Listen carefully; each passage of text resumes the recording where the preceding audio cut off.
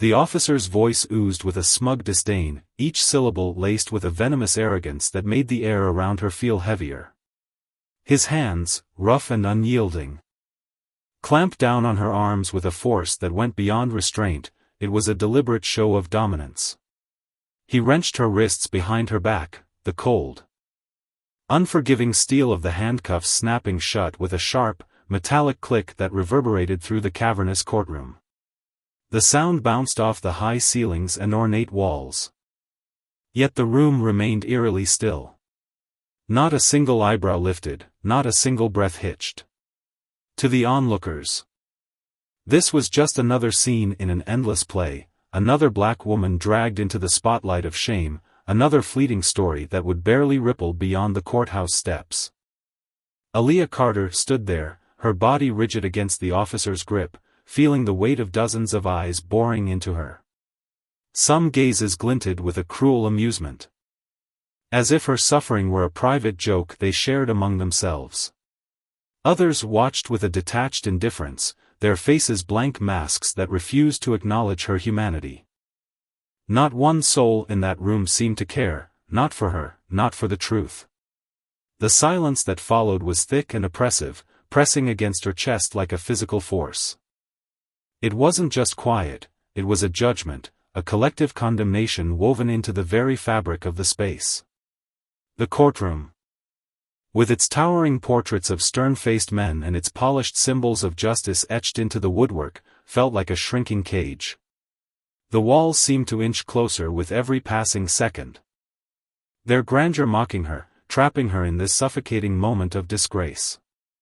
Whispers slithered through the crowd, soft but cutting, deliberate in their malice. "She really thought she'd get away with it," one voice hissed, low enough to feign secrecy but loud enough to sting. "Typical, always playing the victim," another muttered, the words dripping with scorn. "She should have known better by now." The murmurs wove together into a chorus of disdain, a soundtrack to her humiliation. Aaliyah's stomach churned, not from fear, not from despair, but from a slow-burning rage that coiled tighter with every word. She clenched her fists against the bite of the cuffs, her nails digging into her palms as she forced herself to breathe, to steady the storm raging inside her. High above the room, the judge presided from his perch, a figure of authority carved from apathy. His desk loomed like a throne, its dark wood gleaming under the artificial light, but his demeanor betrayed no hint of solemnity. He slouched slightly, his gavel resting loosely in his hand, tapping against the surface in a lazy, uneven rhythm, asterisk tap, tap, tap asterisk, as if he were counting down the seconds until he could escape this tiresome charade. His eyes, heavy-lidded and disinterested, barely flicked toward Aaliyah. To him, she was just another name on a docket, another face in a parade of the accused. She'd seen that look before, too many times, felt the way it stripped her down to nothing, reducing her to a stereotype in the eyes of those who wielded power without thought. The prosecutor strode forward with the confidence of a man who knew the game was rigged in his favor. His polished shoes clicked sharply against the hardwood floor, each step a calculated performance. Middle-aged, with a tailored navy suit that screamed wealth and self-importance, he carried himself like a king addressing his subjects. In one hand, he clutched a stack of papers, evidence, he'd call it, while the other waved through the air with theatrical flair. "This woman," he began, pausing for dramatic effect, his voice ringing with a false certainty that made Aaliyah's skin crawl, was caught red-handed with stolen property. He lifted a single sheet from his pile, holding it aloft like a trophy before letting it drift onto the evidence table with a flourish. Security footage captured her every move. "We have signed statements from multiple witnesses." And yet, he pivoted slightly, his eyes locking onto hers, sharp with contempt. "She stands here claiming innocence." "A mistake," she says. "A misunderstanding." His lips twisted into a smirk. "A predator savoring the kill." "Tell me, ladies and gentlemen of the jury, how many times have we heard that tired excuse? A ripple of laughter rolled through the room, soft but piercing, like the edge of a blade grazing her skin. The officer behind her snorted, a low chuckle escaping as he shook his head. "They always say that," he muttered under his breath. Loud enough for her to hear, his tone thick with mockery. The sound fueled the fire in her chest, her anger surging hotter, but she refused to let it show. She exhaled slowly, her breath a quiet anchor keeping her grounded amidst the storm. They thought they had her cornered, that their ridicule would break her spirit. They were wrong. The judge sighed, a long, exaggerated sound that carried the weight of his boredom. He straightened in his seat, as if the effort of sitting upright were a personal inconvenience.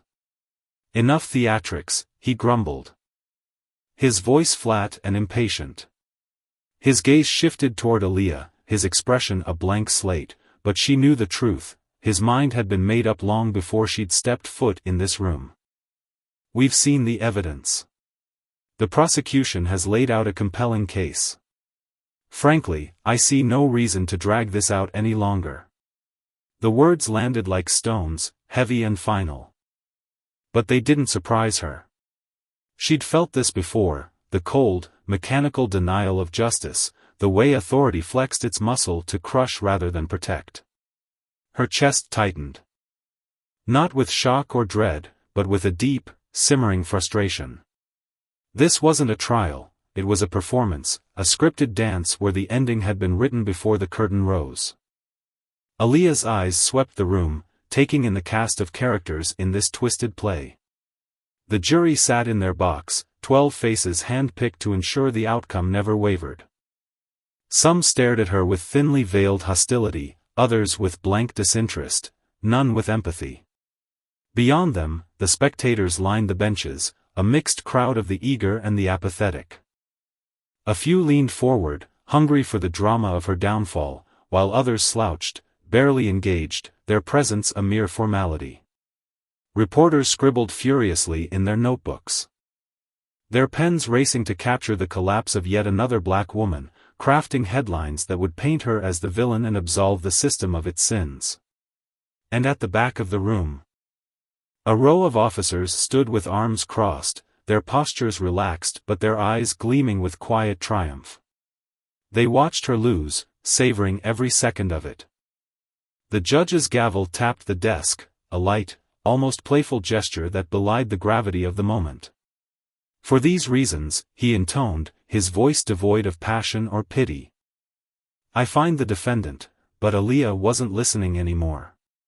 She tuned out his words, the murmurs of the crowd, the smug chuckles of the officers. They thought this was her breaking point. The moment she'd crumble beneath the weight of their manufactured truth. They expected her to bow her head, to let shame seep into her bones and accept the narrative they'd forced upon her. They had no idea who she was. The Alabama sun blazed mercilessly outside, its heat pressing down on Montgomery like a relentless hand, thick and inescapable.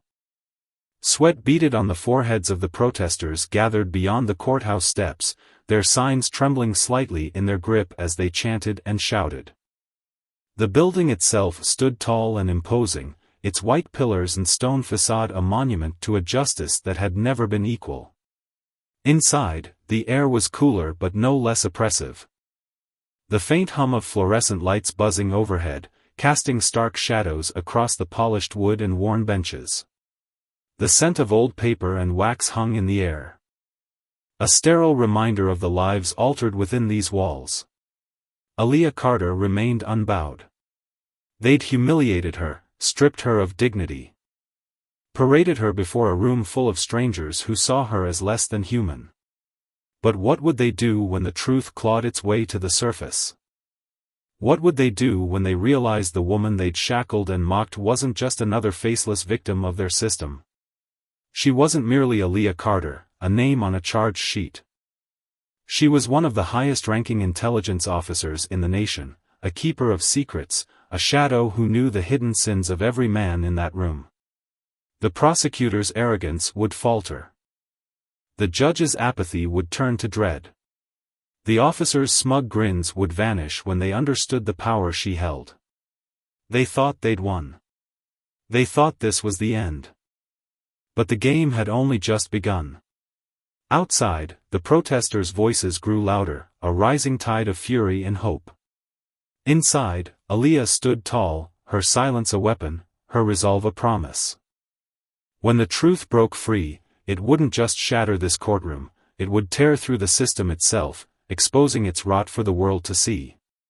Justice, so long denied, might finally find its voice. Or perhaps the system would scramble to bury her once more, desperate to protect its fragile illusion. Either way, the reckoning was coming. And it would leave them all speechless. This wasn't just a story, it was a mirror, reflecting the raw pain of those judged by the color of their skin, the resilience of those who refused to break, and the consequences of power wielded without accountability. In the end, it was a lesson: justice delayed is not justice defeated. And those who abuse their authority may one day find the tables turned in ways they never imagined. The courtroom felt like a cage, its walls pressing inward with the heavy burden of unspoken judgments. Aaliyah Carter sat at the defendant's table, her wrists chafed by the cold bite of handcuffs, the metal digging into her skin as if it, too, wanted to remind her of her place.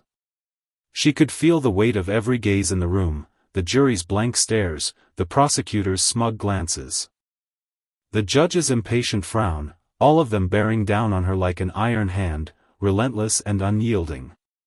The air was thick with the certainty of her guilt. A certainty that had been forged long before she'd even stepped through the heavy oak doors of this stifling chamber. Outside, the Alabama sun blazed, its heat seeping through the cracks of the old building, but inside, the room was frigid, a stark contrast that made her skin prickle with unease. The jury sat stiffly in their box. A carefully curated assembly of 12 men and women who carried themselves with the quiet arrogance of those who'd already made up their minds. Their faces betrayed their thoughts.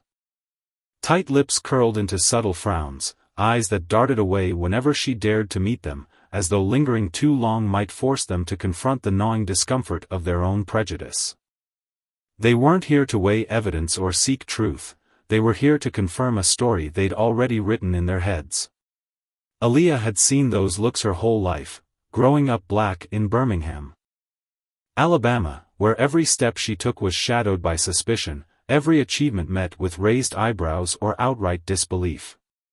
From the time she was a little girl, she'd learned to navigate a world that watched her too closely, underestimated her too readily, and questioned her every move. She'd spent her childhood fighting battles she shouldn't have had to, pushing back against the chains of expectation that others tried to drape over her, proving over and over that she was more than the stereotypes they wielded like weapons. By the age of 20, Aaliyah had already defied the odds stacked against her. She'd shattered records, rising through the ranks of intelligence work with a speed that left her doubters scrambling to catch up.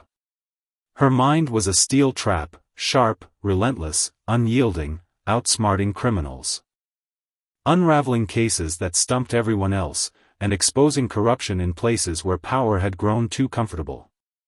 She'd faced down men who thought their authority made them untouchable, dismantling their schemes with a precision that left them stunned. Her reputation as an investigator was impeccable, her name spoken with a mix of awe and resentment in the circles she'd infiltrated. But here, in this courtroom, none of that mattered. Here, she wasn't Aaliyah Carter, the decorated officer who'd outwitted the untouchable. She was just another black woman in chains, her legacy stripped away by the weight of their assumptions. Across the room, Mark Sterling, the prosecutor, strutted with the unshakable confidence of a man who'd never had to question his place in the world. His navy blue suit hugged his frame perfectly, the fabric pristine, his polished shoes gleaming under the courtroom's harsh fluorescent lights. Every movement he made was deliberate, rehearsed, a performance honed over years of turning trials into theater. He paced before the jury, his hands gesturing with a fluidity that suggested this was just another day, another script he'd mastered. This woman, he declared, pausing for dramatic effect as he waved a hand toward Aaliyah without even glancing her way, was caught red-handed with stolen property. The evidence is undeniable, surveillance footage. Signed witness statements, a mountain of proof. His voice dripped with condescension as he turned to face the jury directly. And yet, she sits there claiming she's the victim. How many times have we heard that excuse before? A few jurors shifted in their seats, his words planting seeds of doubt that took root effortlessly. Sterling's lips twitched into a smirk, he knew he had them. Behind Aaliyah, the officer who'd slapped the cuffs on her let out a low, mocking chuckle, shaking his head as he muttered. They always say that. Her fingers tightened into fists against the polished wood of the table, the pressure of the cuffs biting deeper into her wrists. She could feel the sting of their laughter. The smug certainty in their voices, the way they seemed to revel in their power over her. It wasn't just the metal restraining her, it was their entitlement. Their belief that she should bow to their narrative without a fight. She drew in a slow, deliberate breath, forcing herself to stay calm, to keep her composure even as rage simmered beneath her skin. She wouldn't give them the satisfaction of seeing her break. Judge Raymond Calloway sat high on his bench, his presence looming over the room like a storm cloud. Decades of presiding over trials had etched lines of weariness into his face, but his authority was unshaken. His black robe was immaculate, his hands steady as they rested on the desk. But there was no warmth in his demeanor, no hint of fairness in his tired eyes. He'd seen countless defendants like her, black men and women seated in that very chair, and in all his years, he'd rarely deviated from the path laid out before him. Justice, for him, had long ago become a formality, a word stripped of meaning by routine. He exhaled sharply, a sound heavy with impatience. And finally turned his gaze to Aaliyah. The weight of his stare wasn't inquisitive, it was final, as though he'd already signed her fate in his mind. He tapped his gavel lightly. The sharp crack reverberating through the room like a warning shot. Enough theatrics, Mr. Sterling, he said, his tone flat, carrying no real reprimand, just a nudge to keep the show moving. We've seen the evidence. The prosecution has made a compelling case.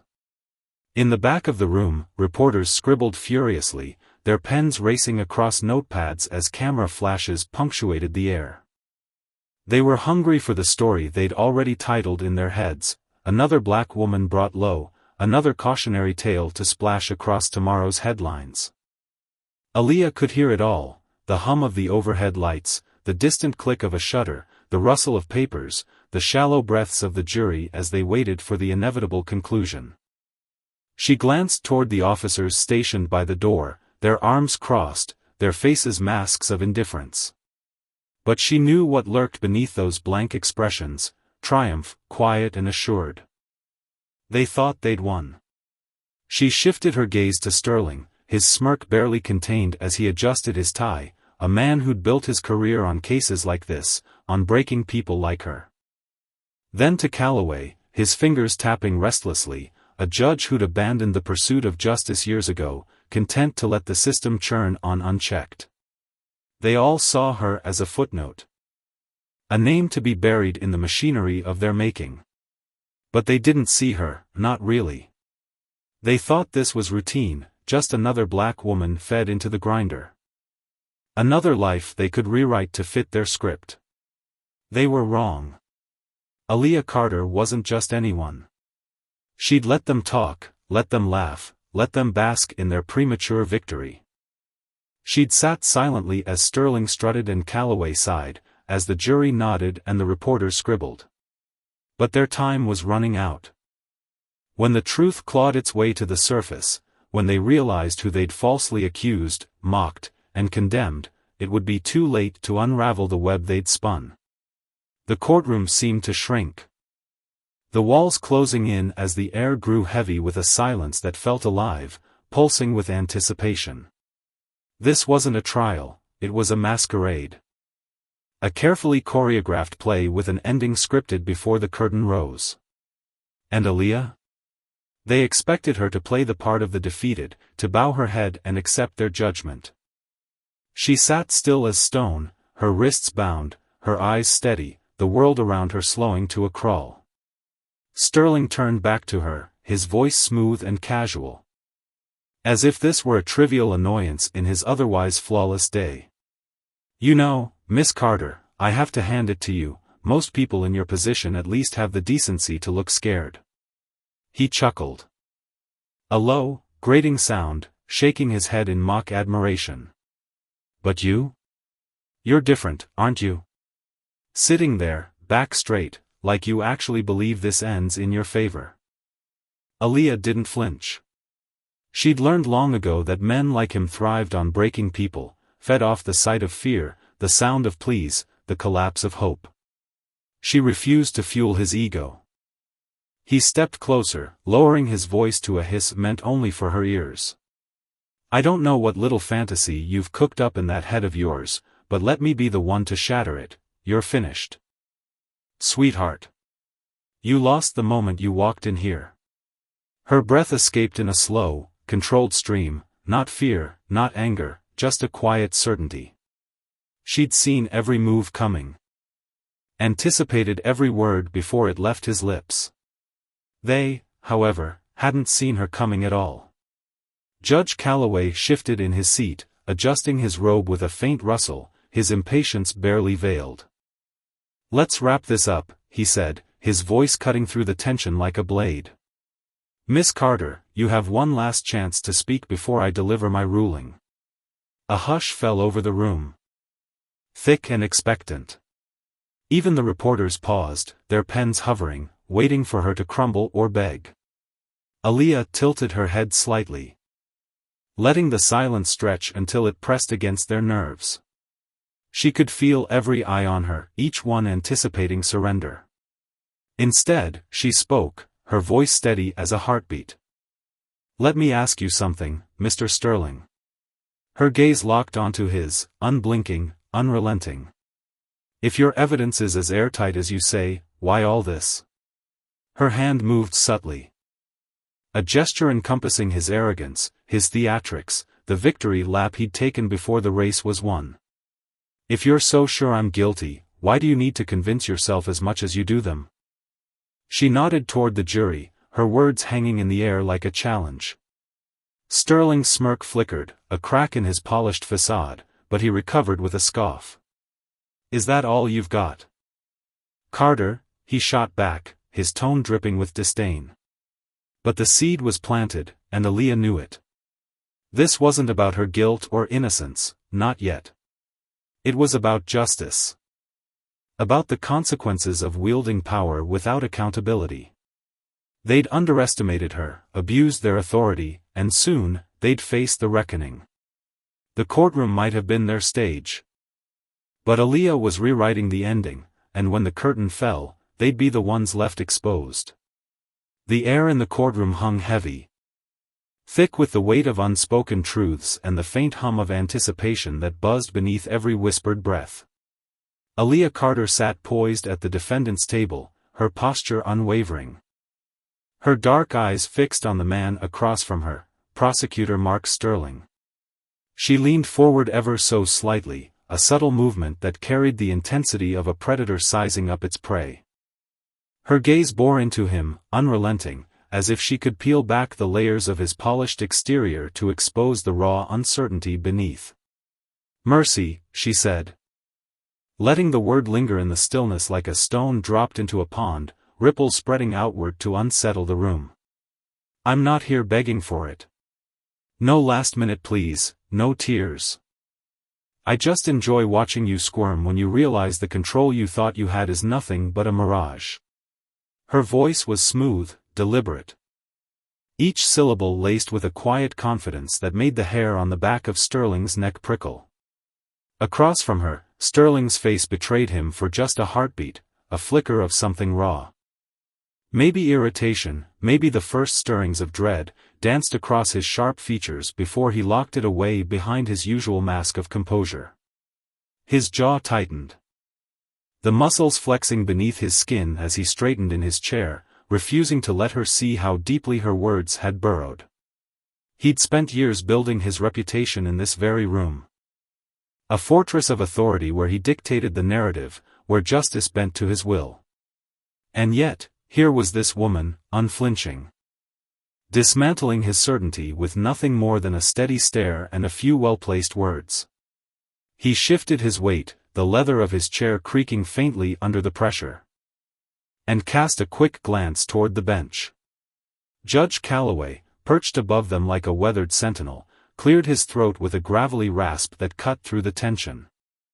His gavel tapped the desk, a soft but deliberate thud that echoed in the cavernous space. "Enough, Miss Carter," he said, his voice firm.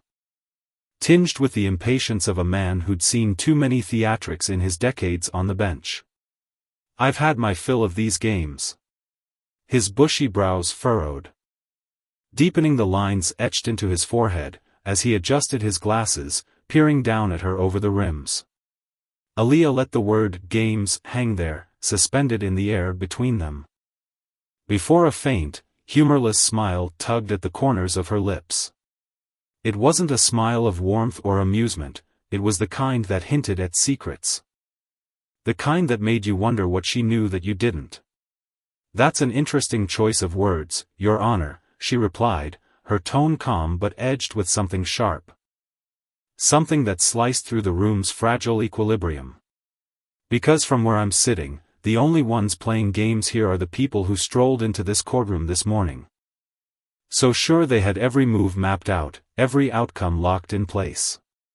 She paused, letting her eyes drift from the judge to Sterling, then back again, her silence as potent as her words. Funny how quickly that can change. The atmosphere shifted then, a subtle but unmistakable tremor that rippled through the room. It wasn't loud or dramatic, no one gasped. No one shouted, but those who were truly paying attention felt it, the way the air seemed to tighten, the way the certainty that had once filled the space began to fray at the edges. Aaliyah's voice carried a quiet power, an unshakable resolve that didn't need volume to command attention. Her eyes, steady and piercing, held a depth that suggested she'd seen far more than she'd ever let on, and that alone was enough to unsettle the men who thought they held the reins. Sterling's hands clenched into fists beneath the table, his knuckles whitening as he fought to keep his composure. "Enough of this," he snapped, his voice clipped and brittle, betraying the strain he was trying so hard to hide. "Let's move on." He leaned forward, resting his forearms on the polished wood. His fingers drumming a restless rhythm against the surface, a nervous tick he couldn't quite suppress. Judge Calloway nodded, his gavel lifting slightly as he prepared to deliver the verdict. "Very well," he began, his tone measured but carrying the weight of finality. "The court finds the defendant." The double doors at the back of the courtroom burst open with a sudden, jarring crash. The sound reverberating off the high ceilings like a thunderclap. Heads swiveled, a wave of startled murmurs rising from the gallery as a uniformed officer strode in. His boots clicked against the hardwood floor with a steady, purposeful rhythm, his face a mask of stoic indifference. The interruption was so abrupt, so out of place in the carefully choreographed dance of the trial, that it sent a shiver of unease through the room. Reporters in the back row straightened, their pens poised over notepads, sensing a story unfolding. Jurors, who'd spent most of the day slouched in boredom, sat up, their eyes wide with curiosity. Calloway's gavel hovered midair, his frown deepening into a scowl as he glared at the newcomer. "What is the meaning of this?" he demanded, his voice booming with the authority of a man unaccustomed to being defied. The lines on his face sharpened, his gray eyes narrowing as he leaned forward, gripping the edge of the bench. The officer didn't flinch. He didn't rush to explain himself either. Instead, he moved with a calm, deliberate grace, cutting through the room like a blade through silk. He stopped at the prosecution's table, bending slightly to whisper something into Sterling's ear. The words were inaudible to the rest of the room, but their impact was immediate. Sterling stiffened, his shoulders locking as if an electric current had shot through him. For the first time that day, the unshakable confidence he'd worn like armor faltered. His face paled, the color draining from his cheeks as his eyes widened imperceptibly. His fingers, still tapping nervously, froze mid-motion, curling inward against the table's edge. Aaliyah watched it all unfold, her expression unchanging, her gaze unblinking. She saw the way Sterling's smug ease unraveled, thread by thread, as whatever the officer had said sank in. She saw the faint tremor in his hand, the way his jaw clenched so tightly it looked like it might shatter. And she felt a flicker of satisfaction deep within her chest, not joy, not triumph, but a cold, steady certainty that the tide was turning. Sterling cleared his throat, the sound rough and unsteady. "What?" he muttered, his voice barely above a whisper, as if he couldn't quite believe what he'd heard. "Are you sure?" The officer nodded, his face still impassive, though his eyes glinted with a hint of something, amusement, perhaps, or quiet relish at the chaos he'd just unleashed. "Sir, I strongly suggest you take a look at this." He slid a thick folder across the table, its edges worn and creased, stamped with an official seal that carried an unmistakable weight. Sterling hesitated, his hand hovering over the file as if it might burn him. Then, with a shaky breath, he snatched it up and flipped it open. His eyes darted across the pages, scanning the text with growing urgency, and then he stopped. His whole body went still, as if time itself had paused around him. The silence that followed was suffocating, stretching across the room like a taut wire ready to snap. It wasn't the calm certainty of moments before, this was something darker, laced with suspicion and the dawning realization that everything he'd built was teetering on the edge of collapse. Judge Calloway leaned forward, his patience wearing thin. "Mr. Sterling," he said sharply, "what is the meaning of this?" Sterling didn't answer right away. His fingers gripped the folder's edges too tightly, his knuckles blanching under the strain. A muscle in his jaw twitched, a telltale sign of the storm raging inside him. Something was wrong, terribly, irrevocably wrong, and he knew it. He lifted his eyes. And for the first time since the trial began, he truly looked at Aaliyah. Not a glance, not a dismissive flick of his gaze, but a long, searching stare. And in that moment, she saw it. The flicker of understanding, the gears turning frantically in his mind as he pieced together a puzzle he hadn't even known he was playing. His lips parted, a dry swallow catching in his throat before he turned back to the judge. "Your Honor," he said, his voice trembling despite his efforts to steady it, I need a recess." A murmur rippled through the courtroom, a wave of confusion and excitement crashing over the gallery. Jurors exchanged puzzled looks, their brows furrowing as they tried to make sense of the sudden shift. Reporters scribbled furiously, their pens scratching against paper like a chorus of insects. Calloway's frown deepened, his eyes narrowing to slits. "A recess," he repeated, incredulity lacing his tone. "We're at the conclusion of the trial. What exactly are you trying to pull?" Sterling opened his mouth, then closed it, then opened it again, words failing him as he grappled with the weight of what he'd just uncovered. Aaliyah's smile returned, small, barely there, but sharp as a blade. He saw it. And it cut deeper than he'd ever admit. Because in that moment, when the folder had landed in his hands, everything had changed. The game he'd been so sure he'd mastered, the one he'd spent weeks orchestrating with meticulous precision, hadn't even begun. And now, it was too late to stop the avalanche bearing down on him. The silence grew thicker, pressing against the walls until it felt like the room itself might buckle under the strain. Every breath sounded too loud, every rustle of fabric too pronounced. Sterling clutched the folder, his fingers digging into the paper as if it were his last lifeline. His lips parted again, but no sound emerged. He was trapped. Caught between the shattering revelation in his hands and the cold reality of what it meant for him. Calloway's patience snapped.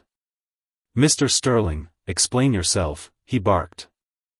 His voice a whip crack that jolted the room. "What is in that folder?" Sterling swallowed hard, his Adam's apple bobbing as he fought to regain control. He wasn't a man who crumbled under pressure, not in this courtroom, not ever. But now, standing there with the eyes of the gallery, the jury, and the judge boring into him, he felt exposed. Stripped bare in a way he hadn't anticipated. The power he'd wielded so effortlessly was slipping away, grain by grain, and he could feel it escaping through his trembling fingers. He turned slowly. His gaze locking onto Aaliyah once more. She hadn't moved, hadn't spoken. She just watched him, her face an enigma, and that stillness terrified him more than anything else. He exhaled, forcing his voice to steady. "Your Honor," he said, the word scraping against his throat, "I need to speak with you privately before we proceed further with this case." The gallery erupted into a low hum of confusion, whispers, shuffling feet, the creak of wooden benches as people leaned forward, straining to catch every word. The jurors glanced at one another.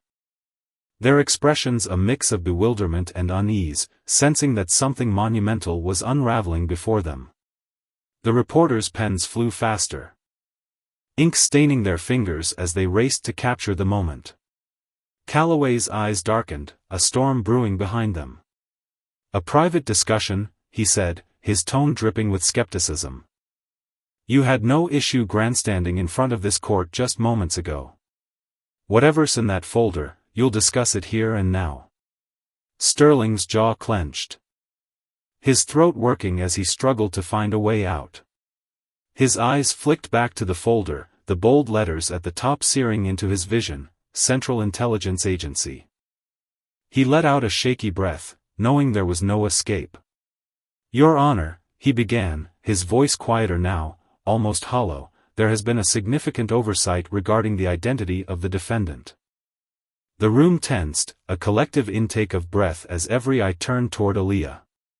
Even the officers stationed at the back, who'd stood with arms crossed and faint smirks throughout the trial, straightened, their amusement giving way to curiosity. Calloway leaned forward, his frown deepening. "Elaborate," he commanded, the word a low growl.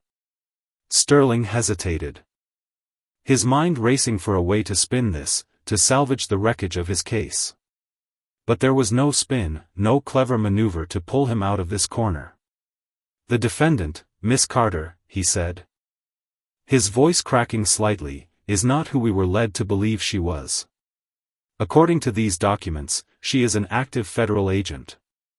The words hit the room like a gunshot, detonating the fragile calm. Gasps erupted from the gallery, a cacophony of disbelief and shock colliding in the air. Jurors flinched, their faces twisting with confusion. Even Calloway, a man who prided himself on his unflappable demeanor, froze for a split second, his eyes widening before his expression hardened into a mask of fury. He slammed his gavel down 3 times. The sharp bangs cutting through the chaos. "Order," he bellowed, but the energy in the room had already shifted, spiraling beyond his control. Sterling's hands trembled as he flipped through the pages, his voice growing steadier as he pressed on. "She is a high-ranking operative for the CIA's Internal Investigations Unit. She has high-level clearance and direct oversight of counterintelligence cases involving domestic law enforcement." The weight of his words sank in, each one a hammer striking the foundation of the trial. One of the jurors, a middle-aged man with thinning hair and a perpetually bored expression, sat up straighter, alarm flashing across his face. "What does that even mean?" he muttered, his voice barely audible but carrying the confusion of the entire room. Aaliyah finally spoke, her voice cutting through the din like a blade. It was calm, measured, but it carried an authority that silenced the whispers and turned every head in her direction. "It means," she said, her eyes locking onto Sterling's. "That I investigate law enforcement corruption on a federal level." The simplicity of her statement belied its devastating implications, and the room fell silent. So quiet you could hear the faint tick of the clock on the wall. Calloway's face twitched, a rare crack in his stoic facade. This must be some mistake," he said. Though his tone lacked conviction, as if he already knew the answer. Aaliyah tilted her head slightly, her gaze unwavering. "Does it look like a mistake, Your Honor?" she asked. Her voice soft but piercing, a challenge wrapped in velvet. Calloway's mouth opened, then closed, his eyes darting toward Sterling for something, anything, to counter what she'd just said. But Sterling's expression was tight, his mind a whirlwind as he tried to contain the fallout. "Why?" he started, his voice low, barely a whisper, before it trailed off into nothing. The courtroom was a powder keg, and Aaliyah had just lit the fuse. Sterling's carefully constructed case, his reputation, his power, lay in ruins at her feet. He'd walked in that morning believing he held all the cards, that justice was his to wield as he saw fit. But justice, as Aaliyah had shown him, was a double-edged sword. And it cut deepest when wielded by those who understood its true weight. The consequences of his arrogance, his abuse of authority, were crashing down around him. And there was no escaping the reckoning. For Aaliyah, this wasn't just a victory, it was a lesson. A reminder that power, when twisted and misused, inevitably crumbled under the scrutiny of those who refused to bow. And as she sat there, steady and unyielding, she knew the room had learned it too. The game had never been Sterling's to win, it had been hers all along. In the dimly lit courtroom, the air hung thick with tension, a palpable weight pressing down on every soul present. Aaliyah Carter reclined ever so slightly in her chair, the worn leather creaking beneath her as she let out a slow, deliberate breath. It was the kind of exhale that carried the weight of anticipation, as though she'd been holding it in her chest, waiting for this precise moment to unfurl. Her dark eyes gleamed with a quiet fire. Sharp and unyielding, as they swept across the room, past the jurors perched stiffly in their seats, past the onlookers clutching their breaths in the gallery, and straight to Sterling. The federal investigator whose smug confidence was beginning to crack at the edges. For a fleeting second, silence swallowed the space, a void so heavy it seemed to choke the very walls. Then Sterling let out a scoff, a brittle, forced sound that echoed awkwardly in the stillness. He shifted his weight, his polished shoes scuffing the floor as he tried to claw back some semblance of authority. The footage was fabricated, he declared, his voice tight, as if he could will the words into truth. But the room didn't bend to his will. It froze instead, every pair of eyes widening, every breath held captive by the audacity of what had just been challenged. Aaliyah's gaze didn't waver. She turned her head slowly, deliberately, her attention locking onto the officer stationed near the back of the room. He stood rigid, his uniform crisp, his badge glinting faintly under the fluorescent lights. But beneath that polished exterior, she saw the flicker of unease in his posture, the way his fingers twitched at his sides. Her stare cut through him like a blade, precise and unrelenting. "You didn't think I'd check, did you?" she said, her voice low but piercing, each word laced with a quiet fury. "You didn't think I'd dig into the timestamps, the metadata, the surveillance discrepancies. You've been operating under this arrogant assumption that I'm just another woman you can toss into your machine, another name to bury under your paperwork and your lies." She paused, letting the accusation settle like dust over the room. "But what you never considered, what you couldn't have imagined, is that I knew you long before you even learned to spell my name." Sterling's face darkened, his jaw tightening as though he could physically hold back the tide of her words. "That's a ridiculous accusation," he snapped, but there was a tremor in his tone. A crack in the armor he'd worn so confidently moments ago. Aaliyah's lips curved into a smile, but it was a cold, hollow thing, never reaching the depths of her eyes. "Is it?" she replied. Her voice soft yet venomous. She nodded toward the folder clenched in his hands, its edges creased from his grip. Keep reading. Sterling hesitated. His fingers hovered over the pages. A faint tremor betraying the storm brewing inside him. Then, with a reluctant flick, he turned to the next section. The color drained from his face as if someone had pulled a plug deep within him. His mouth parted, lips quivering, but no sound emerged, just the shallow rasp of his breath. From the bench, Judge Calloway's impatience erupted, his voice slicing through the tension like a whip. What? What the hell does it say, Sterling? The judge's knuckles whitened around his gavel, his authority teetering on the edge of desperation. Sterling swallowed hard. His Adam's apple bobbing painfully. When he spoke, his voice was a shadow of its former bravado, barely above a whisper. There's an ongoing federal investigation into multiple members of law enforcement in Montgomery, including officers directly involved in this case. He paused, the words tasting bitter on his tongue. The charges, falsification of evidence, witness coercion, obstruction of justice, and racially motivated misconduct. The room erupted into a muted chaos. A woman in the front row gasped aloud. Her hand flying to her mouth as her wide eyes darted between the players in this unraveling drama. Jurors stiffened, their spines snapping straight as the weight of the revelation sank in. Near the back, the officers exchanged fleeting glances, their movements subtle but telling, shoulders shifting, boots scuffing the floor, a silent language of dread passing between them. Judge Calloway's hand shook as he gripped his gavel tighter, the wood creaking under his palm. This is absurd, he barked, but the tremor in his voice betrayed him. Aaliyah remained unshaken. Her expression a mask of calm resolve. She leaned forward slightly, her words measured and deliberate, each one a hammer striking stone. No. What's absurd is how comfortable you've all grown with the idea that your actions have no consequences, that you can wield power like a toy and never face the reckoning. Sterling stumbled back a step. His mind racing, grasping at the fraying threads of control. This doesn't change the fact that you were arrested under suspicion, he shot back, his voice rising with a desperate edge. Aaliyah cut him off smoothly, her tone as steady as a blade. Tell me, Mr. Sterling, when was the last time you vetted your own officers?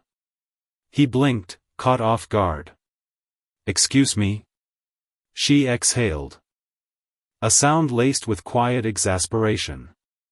Because I have.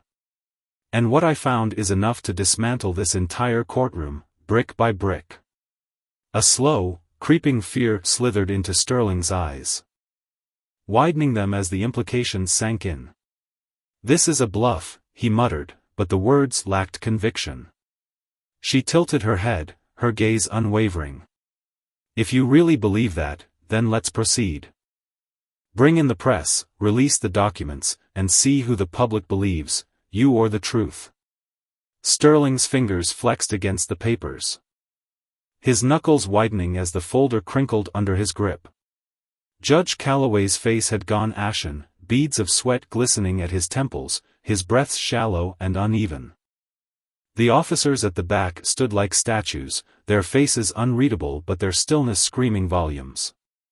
Aaliyah inhaled deeply, savoring the shift in the air, then delivered her final strike. I have everything.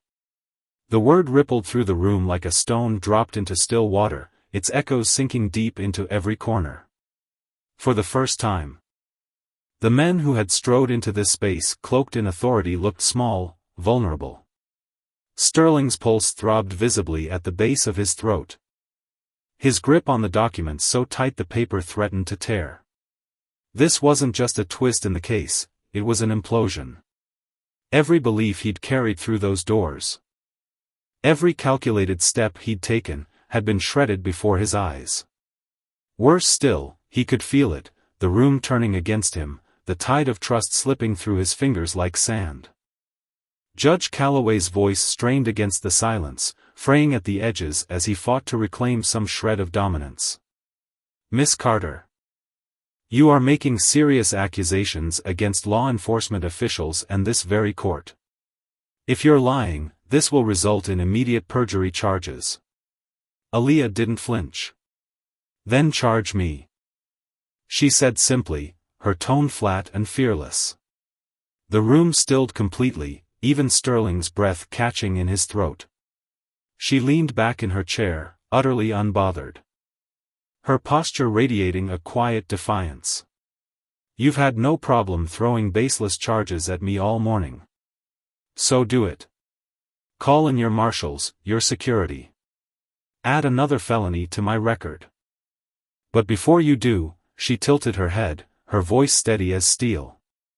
Ask yourself why I would sit here, in front of all these people, in your courtroom. And say this if I wasn't absolutely certain of what I hold in my hands. Sterling's lips parted, but no rebuttal came. Aaliyah pressed on, her words surgical, slicing through the last vestiges of his composure. I was never meant to be on trial today. But the people who are, they're in this room, watching, listening, realizing they've been exposed. Near the back, one of the officers shifted, his jaw clenching so hard the muscles bulged beneath his skin. His nameplate read T. Murdoch. And his face had paled considerably in the last few minutes, a sheen of sweat betraying the panic simmering beneath his stoic facade. Aaliyah's eyes flicked to him for a fraction of a second, just long enough to let him know she'd marked him, before returning to Sterling. This is ridiculous, Sterling spat, shaking his head as if he could dismiss her words with the gesture. None of this explains why you were caught with stolen property. Because I wasn't, she fired back, her voice cutting through his denial like a blade. The evidence was planted, and you know it. He scoffed again, but it was weaker this time, a hollow echo of his earlier bravado. We have surveillance footage, he insisted. Aaliyah's eyes darkened, a storm brewing in their depths. No, you have altered surveillance footage. But what you don't know, Mr. Sterling, is that I have the original. The revelation hit like a thunderclap. Sterling's shoulders twitched, and the officers behind him exchanged sharper glances, their composure fraying at the edges. Aaliyah let the silence stretch, savoring the way it tightened around them like a noose. I accessed the database before you could cover your tracks, she continued. The original footage shows everything, what happened that night, how your officers built this case from nothing. It shows who tampered with the logs, who manipulated the timestamps, who falsified the reports. A cold sweat broke across Sterling's brow, his skin glistening under the harsh lights. He turned to the judge, his voice rising with a frantic edge. Your Honor, this is clearly a tactic to derail the case. She's trying to intimidate the court. Aaliyah exhaled, a faint smirk tugging at her lips. If I wanted to intimidate you, I'd tell you what else I found. Sterling froze, his breath catching as the room tilted off its axis. She folded her hands on the table, her demeanor unshakable. Your Honor, I request that this court recess immediately to allow my legal counsel to present classified evidence in a federal capacity. Calloway's face twisted with fury, his cheeks flushing red. This is not a federal trial, Miss Carter. It wasn't, she replied calmly, until you put me on trial. Sterling's throat tightened, the walls of the courtroom seeming to close in around him. Your Honor, you can't seriously be considering this, he pleaded, his voice cracking. You can't let her dictate. I don't have to dictate anything, Aaliyah interjected, her tone serene yet unyielding. The moment I was forced onto that witness stand under false charges, this case became a federal matter. Calloway's expression remained inscrutable. But the gavel in his hand trembled faintly, betraying the turmoil beneath his judicial mask. Sterling saw it, the unraveling, the shift in power, and the realization crashed over him like a wave. They weren't in control anymore. Aaliyah Carter had outmaneuvered them all. His chest heaved, his hands clenching at his sides as he spun toward the officers in the room, searching for any sign of support. But something was wrong. Their eyes weren't on him, they were fixed beyond him, their faces taut with something akin to dread. Frowning, Sterling turned slowly, his pulse hammering in his ears. The heavy courtroom doors swung open with a groan, and two men stepped inside. Their dark suits were impeccably tailored, their postures radiating authority, their presence slicing through the chaos like a blade. A few onlookers in the gallery gasped, their whispers buzzing like static. Officer Murdoch took an instinctive step back, his hand brushing the wall as if seeking an anchor. Judge Calloway's anger morphed into something closer to fear, his voice rising sharply. Who the hell are you?" One of the men reached into his jacket, his movements deliberate and unhurried. He pulled out a leather wallet and flipped it open, revealing a federal badge that gleamed under the lights. The room tilted once more, and Aaliyah's lips curved into the faintest hint of a smile. Justice, she thought, was a slow burn, a fire that consumed the corrupt not with fanfare, but with the quiet, relentless certainty of truth. And as the consequences of their abused power began to crash down around them, the men who had once wielded it so carelessly finally understood what it meant to be afraid. The courtroom erupted into a whirlwind of chaos, a storm of noise and motion that seemed to swallow the air itself. Sterling stumbled forward, his polished shoes scuffing against the worn wooden floor, his chest tightening as he tried to force words, any words, past the lump in his throat. He wanted to object, to shout, to reclaim control, but his voice betrayed him, dissolving into a ragged breath. The truth crashed over him like a tidal wave, relentless and unyielding, each realization slamming into him harder than the last. The pieces of this twisted puzzle were snapping into place too quickly, too violently, and there was no stopping it now. Aaliyah Carter wasn't bluffing, she never had been. She had already set the wheels in motion, called in the forces that would dismantle everything he'd built. This wasn't a trial anymore, it was a reckoning. An operation unfolding with surgical precision right before his eyes. His head whipped back toward her, his face a contorted mask of disbelief, fury, and a creeping, gnawing fear that clawed at his insides. "You," he rasped, the single word dripping with venom, but it was all he could muster. Aaliyah stood there, unshaken, her presence a stark contrast to the pandemonium swirling around her. She exhaled slowly, deliberately, as if she'd been holding her breath for years, waiting for this exact moment to unfurl. Her hands remained bound in front of her, the cold metal cuffs glinting faintly under the courtroom's harsh fluorescent lights, yet her posture was steady, almost regal. When she spoke, her voice cut through the clamor with a quiet strength that sent a shiver down Sterling's spine. "I told you," she murmured, her dark eyes locking onto his, unblinking, unrelenting. "You never had any idea who you were dealing with."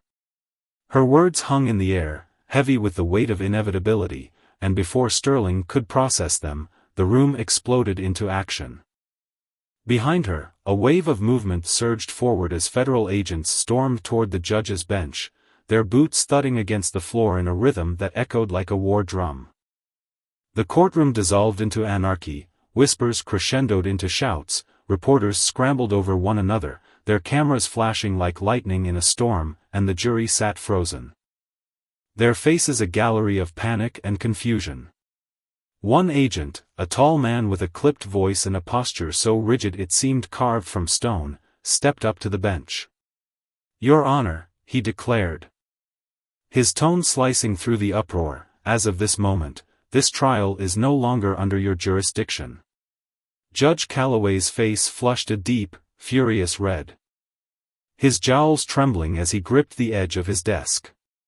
"This is my courtroom," he bellowed, his voice cracking with indignation. "You don't get to just," but the agent cut him off, his words sharp and unyielding as tempered steel. "This is a federal case now. We have jurisdiction." Beside him, a second agent, a wiry figure with quick, precise movements, produced a thick stack of documents, slapping them into the clerk's trembling hands. "We're moving forward with the arrest of multiple individuals tied to an ongoing corruption investigation," he announced, his voice rising over the din. "Judge Calloway, Mark Sterling, Officer Murdoch." He rattled off more names, a litany of officers, officials, and familiar faces from within these very walls. Each syllable landed like a gavel strike, reverberating through the room. The atmosphere shifted palpably as people squirmed in their seats, some officers inching toward the exits with darting eyes and clenched fists. But their escape was a fleeting hope. More agents materialized at the doors, their dark suits forming an impenetrable wall. Sterling's breath came in short, ragged bursts. His body rooted to the spot as if the floor had turned to quicksand. This is insane," he stammered, his mind reeling, grasping for any thread of logic to pull him back from the edge.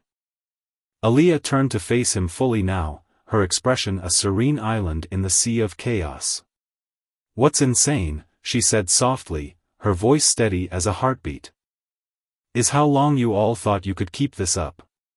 Her words pierced him, and his pulse roared in his ears, a deafening thunder that drowned out everything else.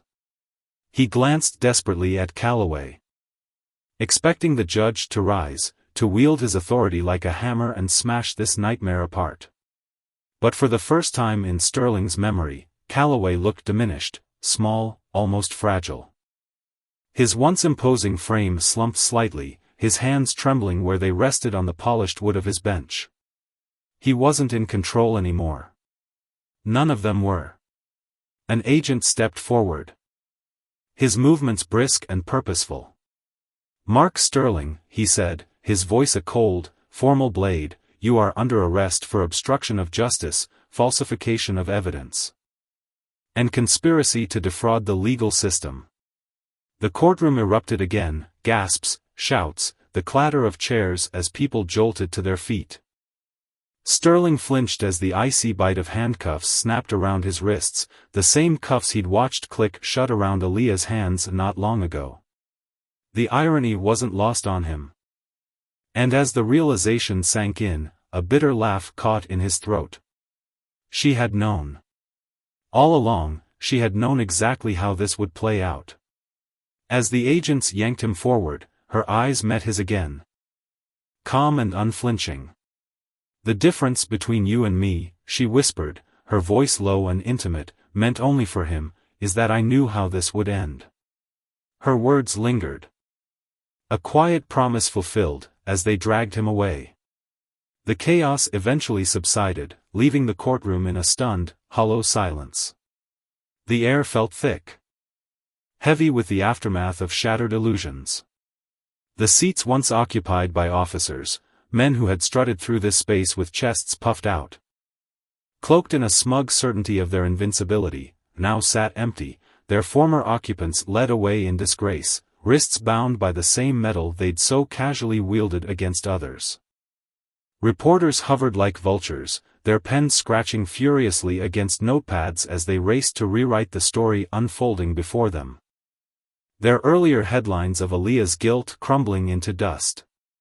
She remained standing at the center of it all, her wrists still encircled by cuffs, though the power in the room had shifted irrevocably in her favor.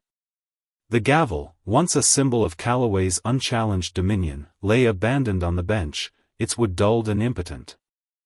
The judge himself hadn't moved since the agent seized control, his pristine robe now seeming to sag under the weight of his unraveling world. His hands, which had signed countless rulings with unwavering confidence, trembled faintly against the desk, betraying the turmoil churning within him.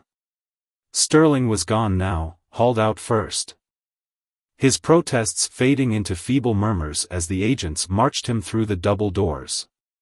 The jury, who had sat in judgment of Aaliyah just moments ago, their faces set with premature certainty, now stared blankly ahead. Some shifted uncomfortably in their seats, their shoulders hunching as if they could feel the tide of the outside world turning against them. One woman in the back row, Her gray hair pulled into a tight bun, gripped the armrest of her chair, her knuckles widening as guilt flickered in her wide, uneasy eyes. Aaliyah's gaze swept slowly over the room, taking in the wreckage of arrogance and deceit. The men who had smirked at her earlier, exchanging knowing glances as they waited for her to break, now avoided her entirely, their heads bowed, their bravado extinguished. She exhaled, steadying herself against the storm of emotions swirling within her, relief, yes, but also a simmering resolve. This wasn't the end, not yet. One of the agents approached her, the taller of the pair who had stormed in first. His tone was crisp, professional, but beneath it lay a quiet thread of respect. "Agent Carter," he said. The title ringing with the authority it had always deserved. "Let's get those off you." The cuffs clicked open with a sharp, metallic sound, and the sting of their pressure lingered on her skin. A faint red imprint marking where they'd bitten into her wrists. She rolled them gently, not out of pain but as a quiet acknowledgement of what she'd endured. Of the trap they'd set for her, and how close it had come to succeeding. The room held its breath as she lowered her hands. The soft clink of the cuffs being stowed away, the only sound piercing the stillness. Her eyes found Calloway again, the man who had presided over this courtroom for decades. Wielding his power like a scepter, deciding fates without a flicker of doubt or compassion. Now he sat rigid, his lips pressed into a thin, bloodless line. His mind no doubt racing to salvage the tattered remnants of his authority. Aaliyah let the silence stretch, knowing it pressed down on him harder than any accusation she could hurl. When she finally spoke, her voice was calm but deliberate, each word a stone dropped into still water. "This courtroom is supposed to serve justice," she said, her gaze unwavering. "That was never what happened here." Calloway's fingers twitched, his jaw tightening, but he offered no rebuttal. She pressed on, her tone steady but laced with a quiet fire. "How many people sat where I did, knowing they were innocent? How many times did you make up your mind before the trial even began?" He opened his mouth, a flicker of defiance in his eyes. But the words died before they could form. What could he say? That she was wrong? That this was a fluke? The truth hung heavy in the air, undeniable to everyone watching. She turned to the jury next. Her voice carrying a new edge as she addressed the men and women who had swallowed Sterling's lies so eagerly. "How many of you were ready to convict me just because someone in a suit told you I was guilty? How many of you even stopped to think I might be innocent?" A few flinched visibly, their hands fidgeting in their laps. The gray-haired woman in the back swallowed hard, her throat bobbing as shame shadowed her features. Aaliyah's gaze shifted to the empty space where the officers had stood, where Sterling had laid out his so-called airtight case with a swagger that had now collapsed into ruin. "You all thought I was powerless," she said, her voice rising to fill the room. "And that's exactly why you got comfortable. That's why you thought you could get away with it." She paused, letting the weight of her words settle, then exhaled sharply. "You all thought this was a game." Her eyes returned to Calloway, pinning him in place. "Do you think that now?" she asked. Her tone soft but piercing. The judge's throat worked, his breath hitching as he struggled to find his voice. "Agent Carter, he began, but she tilted her head slightly, waiting, and he faltered. There was no defense, no excuse he could offer that wouldn't ring hollow. Before he could try again, one of the agents stepped forward, his voice cutting through the tension. "As of this moment, Judge Calloway, you are under federal review for misconduct and judicial bias in multiple cases. A formal investigation will commence. And you will be required to appear before the appropriate authorities."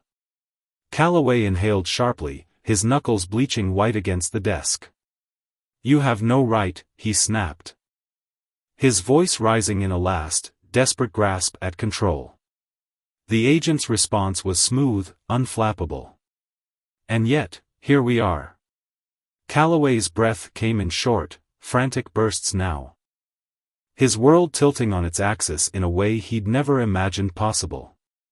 The courtroom, once his kingdom, had become a cage, its walls closing in with every passing second.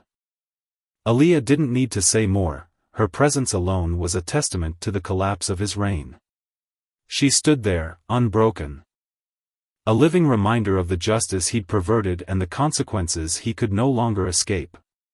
The lesson was clear, etched into the silence that followed: power, when abused, inevitably crumbles. And those who wield it without conscience will find themselves answering to a higher court, one that doesn't bend to their will. Aaliyah Carter stood in the center of the sterile hallway. The air thick with the hum of flickering fluorescent lights casting jagged shadows across the polished floor. Her chest rose and fell with slow, deliberate breaths. Each one a quiet rebellion against the years of suffocation she'd endured. The cool, artificial chill of the building brushed against her skin. A sharp contrast to the smoldering rage that still pulsed through her veins, a fire she'd stoked in silence until it erupted in the courtroom moments ago. She could still hear the chaos spilling through the heavy wooden doors behind her, the frantic whispers of attorneys clawing at their unraveling defenses. The staccato scratch of reporters' pens racing to document the collapse of a system that had reigned unchallenged for too long, the low, uneasy murmurs of a jury forced to confront truths they'd rather have left buried. This wasn't just a victory, it was a reckoning. A crack in the foundation of corruption that would spread far beyond these walls, beyond this city, into places that had never known the sting of justice. Her wrists flexed subtly. Free now from the cuffs that had bitten into her skin not so long ago. The phantom weight of cold steel lingered.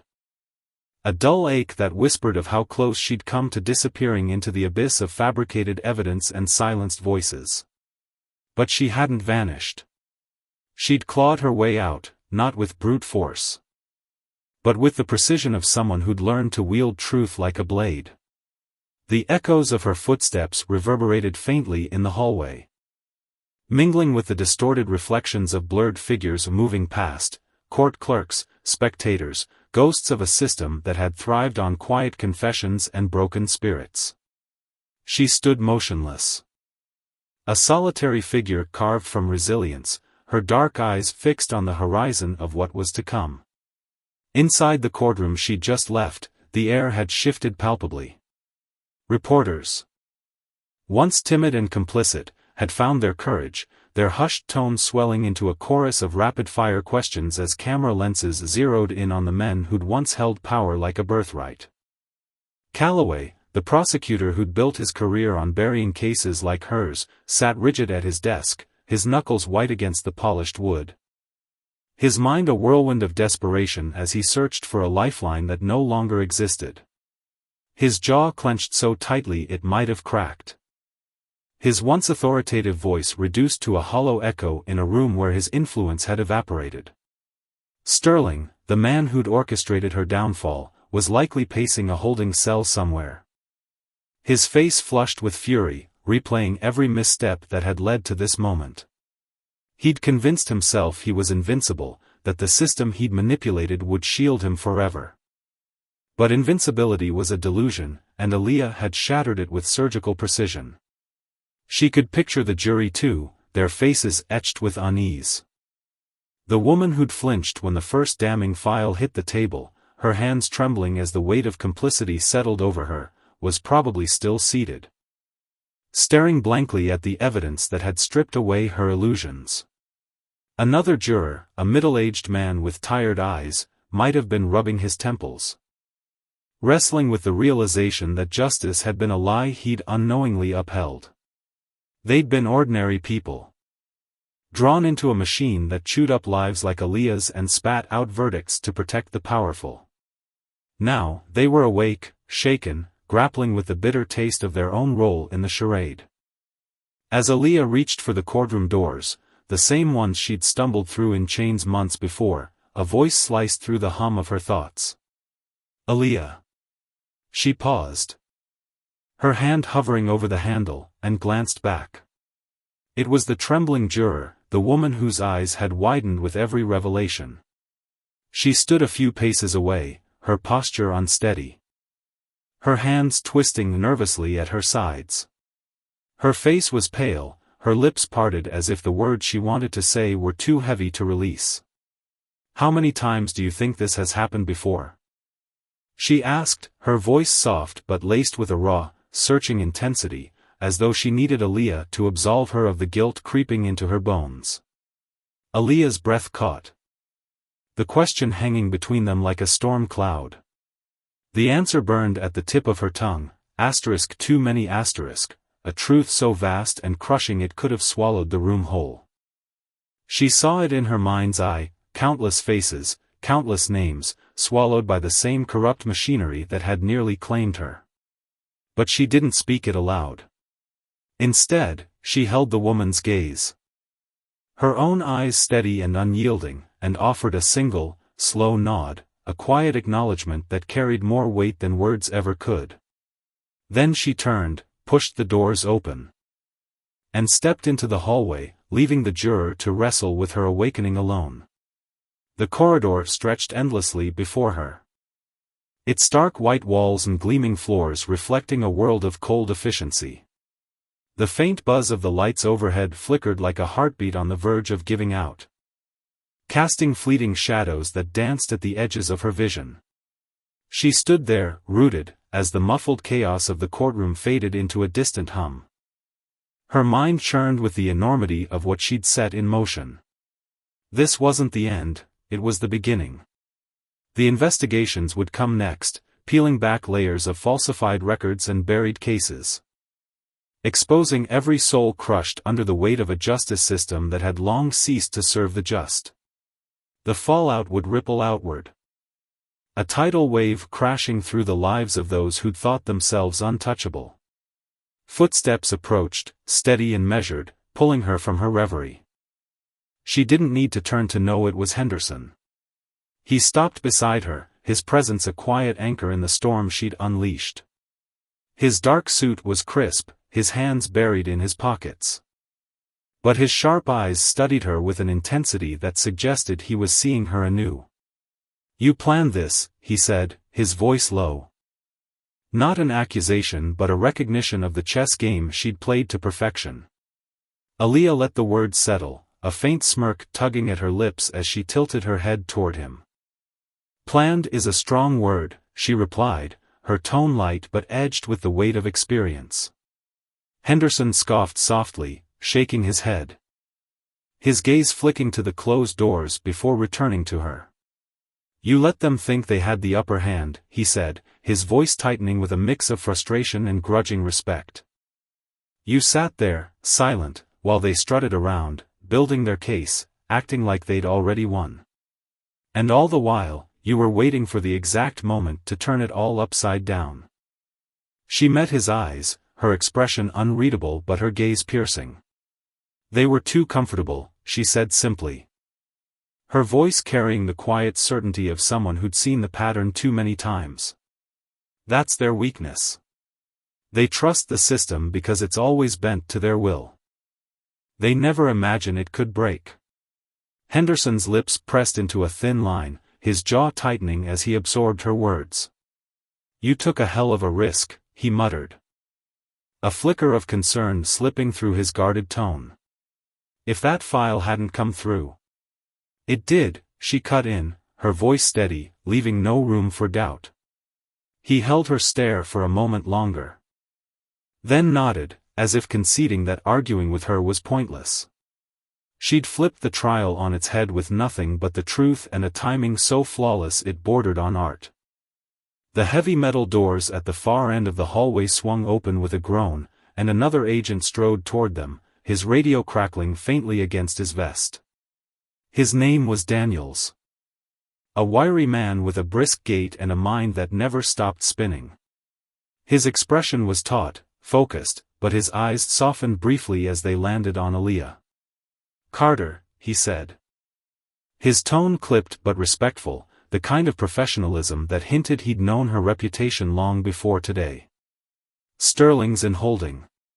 Calloway's scrambling, calling in favors. But he's got no legal ground left to stand on. Murdoch and the others are being processed. It's falling apart, just like you said it would. Aaliyah absorbed the update without a flicker of reaction. Her face a mask of cool calculation. And the jury? She asked, her voice even. Daniels exhaled, shaking his head. Some are rattled, others are just lost. They didn't see this coming. None of them did. A faint smirk ghosted across her lips. Neither was Sterling. Henderson tilted his head, watching her closely. And now? He asked, his tone probing. She inhaled slowly, rolling her shoulders back as if shedding the last vestiges of the chains she'd worn. Now we dig deeper, she said, her voice resolute. We find out how far this rot spreads. Daniels hesitated. Then stepped closer, his voice dropping to something more personal. And you? After all this, what do you want? Before she could answer, another voice cut through the stillness. Aaliyah. She turned, her gaze landing on Jacqueline Pierce, the defense attorney who'd spent years battling the same machine Aaliyah had just cracked open. Jacqueline's heels clicked sharply against the floor as she approached, her expression a storm of exhaustion and fierce determination. Her dark hair was slightly askew. Her suit wrinkled from hours of relentless argument, but her eyes burned with a fire that hadn't dimmed.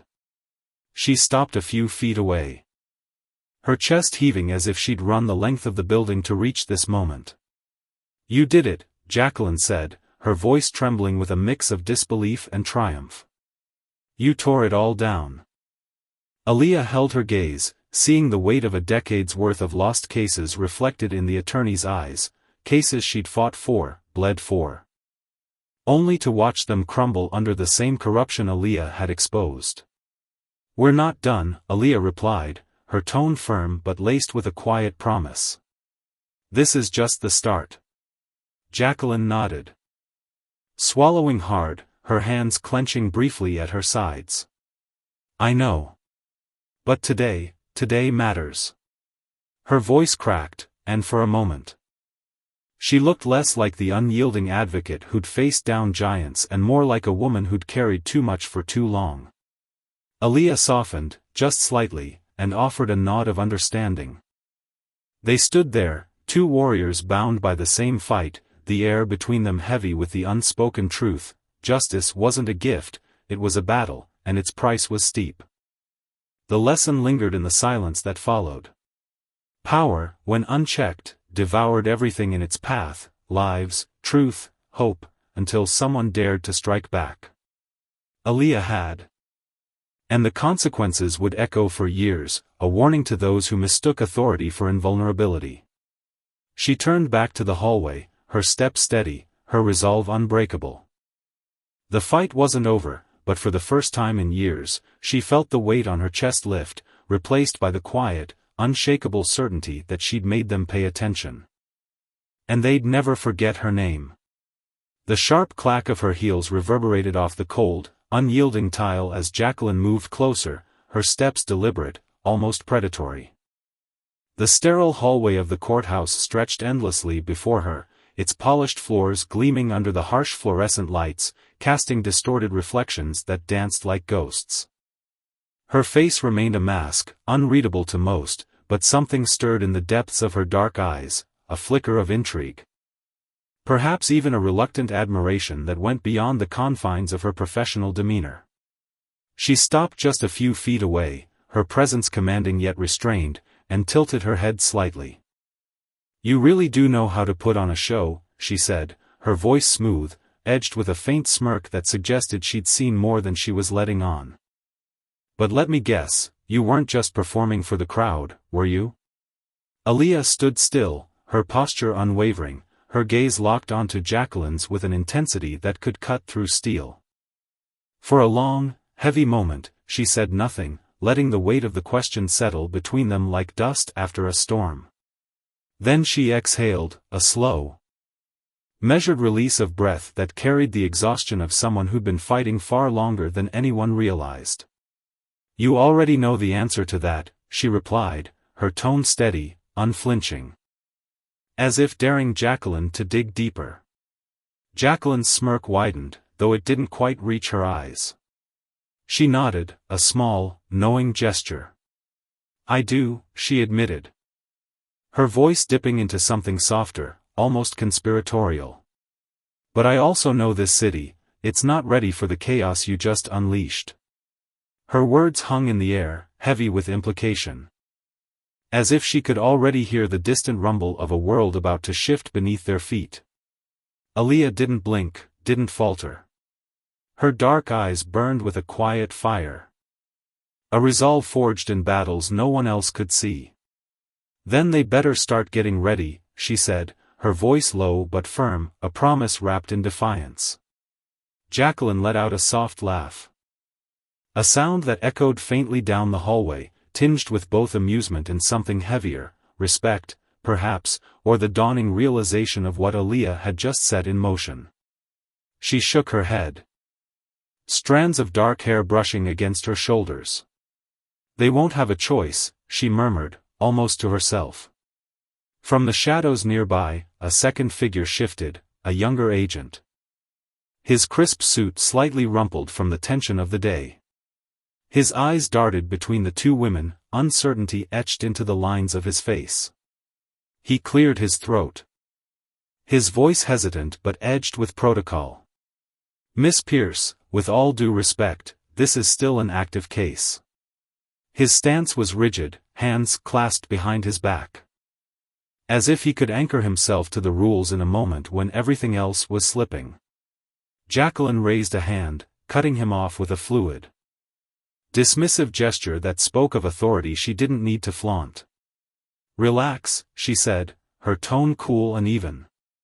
I'm not here to step on anyone's toes. Her gaze slid back to Aaliyah, locking onto her with a quiet intensity. Her voice lowered, just enough to draw Aaliyah in. I just wanted to tell you something. Aaliyah lifted her chin slightly, a subtle challenge in the motion. What's that? She asked, her curiosity tempered by a wariness she'd learned to carry like armor. Jacqueline's expression softened, the hard edges of her demeanor giving way to something raw. Unguarded. Her words came slow, deliberate, each one landing like a stone dropped into still water. You just changed everything. The statement wasn't praise or condemnation, it was a fact. Delivered with the weight of someone who understood the ripples already spreading outward. Aaliyah let out a slow, steady breath. Her shoulders relaxing just enough to betray the tension she'd been holding. Good, she said simply, her voice a quiet thunder of certainty. Without another word, she turned and walked away. Her steps echoing down the infinite stretch of the hallway. The polished floors mirrored the stark artificial glow above, a cold, clinical light that seemed to mock the heat of what had just transpired. The air in the courthouse hung thick, saturated with the aftermath of shattered illusions and the bitter dust of a system that had stood unchallenged for too long. In the distance, muffled voices spilled from the courtroom she'd left behind, frantic, disjointed murmurs that buzzed like flies trapped in a jar. The jury was still reeling. Their faces haunted by the realization that they'd nearly sent an innocent woman to her doom. Not because the evidence had demanded it, but because the system had taken them by the hand, guiding them down a path carved out long before Aaliyah ever stepped into that defendant's chair. She could hear the agitated whispers of court officials, their clipped tones betraying a panic they couldn't hide. How had this slipped through their fingers? How had they lost control so utterly, so fast? Somewhere in the chaos, a reporter's voice cut through, sharp and insistent, scrambling to piece together a story that had exploded from a routine case into a scandal that would echo through the halls of power. Aaliyah Carter moved forward, her stride deliberate, her mind already racing ahead, not lingering on the victory she'd just clawed from the jaws of defeat, but on the war still looming on the horizon. The battle in that courtroom had been hers, yes, but it was only the opening salvo. The people she'd unmasked today, the ones whose names now trembled on fearful lips, weren't the type to fade quietly into the shadows. They'd fight back. Their hands scrabbling for any shred of influence they could still grasp, calling in every favor, exploiting every loophole to undo what she'd done. But it was too late. The moment Sterling had been led away, his wrists bound in cold steel, his arrogance replaced by a stunned silence, the moment Calloway's face had blanched. The blood draining from his cheeks as the weight of his crimes crashed down, the moment the officers in the back had shifted uneasily, their hands twitching at their sides. Realizing the power they'd always wielded wasn't theirs anymore, that was when the world tilted. Footsteps approached from behind, steady and measured. A rhythm that felt familiar yet weighted with something unspoken. Henderson fell into step beside her, his usual swagger muted, replaced by a cautious stillness that clung to him like a second skin. He was a man who'd seen plenty, years of navigating the murky waters of law and order had hardened him, but now, his hazel eyes studied her with a quiet intensity. Searching her face as if trying to decipher the enigma she'd become. His hands were buried in the pockets of his dark suit, his posture relaxed on the surface. But the tightness in his jaw told a different story, a man wrestling with thoughts he wasn't sure how to voice. They walked in silence for what felt like miles. The hallway stretching endlessly before them, its sterile walls closing in with the weight of what they'd both witnessed. Finally, Henderson broke the quiet. Letting out a breath that sounded more like a surrender. He shook his head, his voice rough with a mix of awe and disbelief. You do realize you just torched an entire system to the ground in under an hour, right? There was no accusation in his tone, but something else lingered beneath, concern, maybe. Or a flicker of fear for what came next. Aaliyah didn't turn to meet his gaze. Her voice came steady, unshaken, cutting through the air like a blade. No, Henderson. I didn't burn it down. I just struck the match. That system's been rotting from the inside out for years, it was always going to collapse under its own corruption. Her words were calm, deliberate. But they carried the weight of a truth she'd known long before this day. Henderson let out a dry, humorless laugh, the sound sharp against the stillness. Yeah, well. You might want to watch your back. You just rattled a lot of cages, powerful people who don't like being uncomfortable. His tone was light, but his eyes betrayed him. Narrowing slightly as he considered the enemies she'd just made. For the first time, Aaliyah glanced at him, a faint spark of amusement flickering in her dark eyes. You think I don't know that? She asked, her voice laced with a quiet confidence that made his warning seem almost quaint. He exhaled sharply, dragging a hand over his face as if trying to wipe away the tension. Jesus, Carter. He muttered, shaking his head again. I don't know whether to be impressed or scared out of my mind. A smirk tugged at her lips, though it didn't reach her eyes. Where a shadow of something deeper lingered, exhaustion, perhaps, or the burden of knowing the fight was far from over. Try both, she said, her tone dry but not unkind. Before Henderson could muster a reply, another voice sliced through the air, low, controlled, carrying an authority that didn't need volume to command attention. Aaliyah. She turned slowly. Already recognizing the speaker before her eyes settled on him. Director Jonathan Rhys stood a few feet away, his impeccable suit a stark contrast to the chaos she'd left in her wake. His stance was firm, his face a granite wall, unreadable as always. Rhys had watched her career from afar for years, tracking her ascent through a system rigged against her. Admiring her ability to crack cases no one else could touch. But now, as his gray eyes met hers, there was something new, concern, rare and unguarded, flickering in his gaze. She straightened slightly, meeting his stare without hesitation. Director, she acknowledged, her voice steady, respectful but unyielding. Rhys took a step closer, his movements precise. Deliberate. Walk with me, he said, his tone leaving no room for debate. She fell into step beside him without a second thought, Henderson trailing a few paces behind, his presence a silent shadow. The hallway stretched toward the exit, the world beyond already buzzing with the fallout of her actions. For a long moment, Rees said nothing, and Aaliyah didn't press him.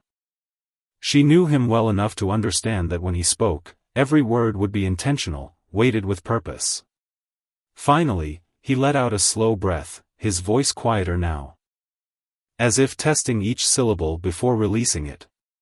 "You just turned a courtroom into a national firestorm." His words weren't a reprimand, but they carried the gravity of a man who'd seen the consequences of truth unfold too many times. Aaliyah exhaled, not in frustration but in quiet certainty. "I just brought the truth to light," she said, her tone even, unshaken. Rees nodded once, acknowledging her point, but his expression didn't soften. "The truth doesn't always liberate, Aaliyah. Sometimes it just makes people desperate, and dangerous." His voice was steady, but there was an edge to it, a warning born of experience. She turned her head slightly, meeting his gaze head-on. "Are you cautioning me, Director?" she asked, her tone neutral but her eyes sharp, searching. Rees held her stare, unflinching. "I'm telling you what you already know. There are people in this city, in this government, who live for control. And right now, they're realizing how much of it you just took away." His words were a quiet storm, a reminder of the stakes she'd raised. Aaliyah didn't waver, her voice steady as stone. "Let them squirm," she said, a faint edge of defiance creeping in. Rees sighed, his hands smoothing the front of his suit in a small, habitual gesture, a flicker of control in a moment where he had little.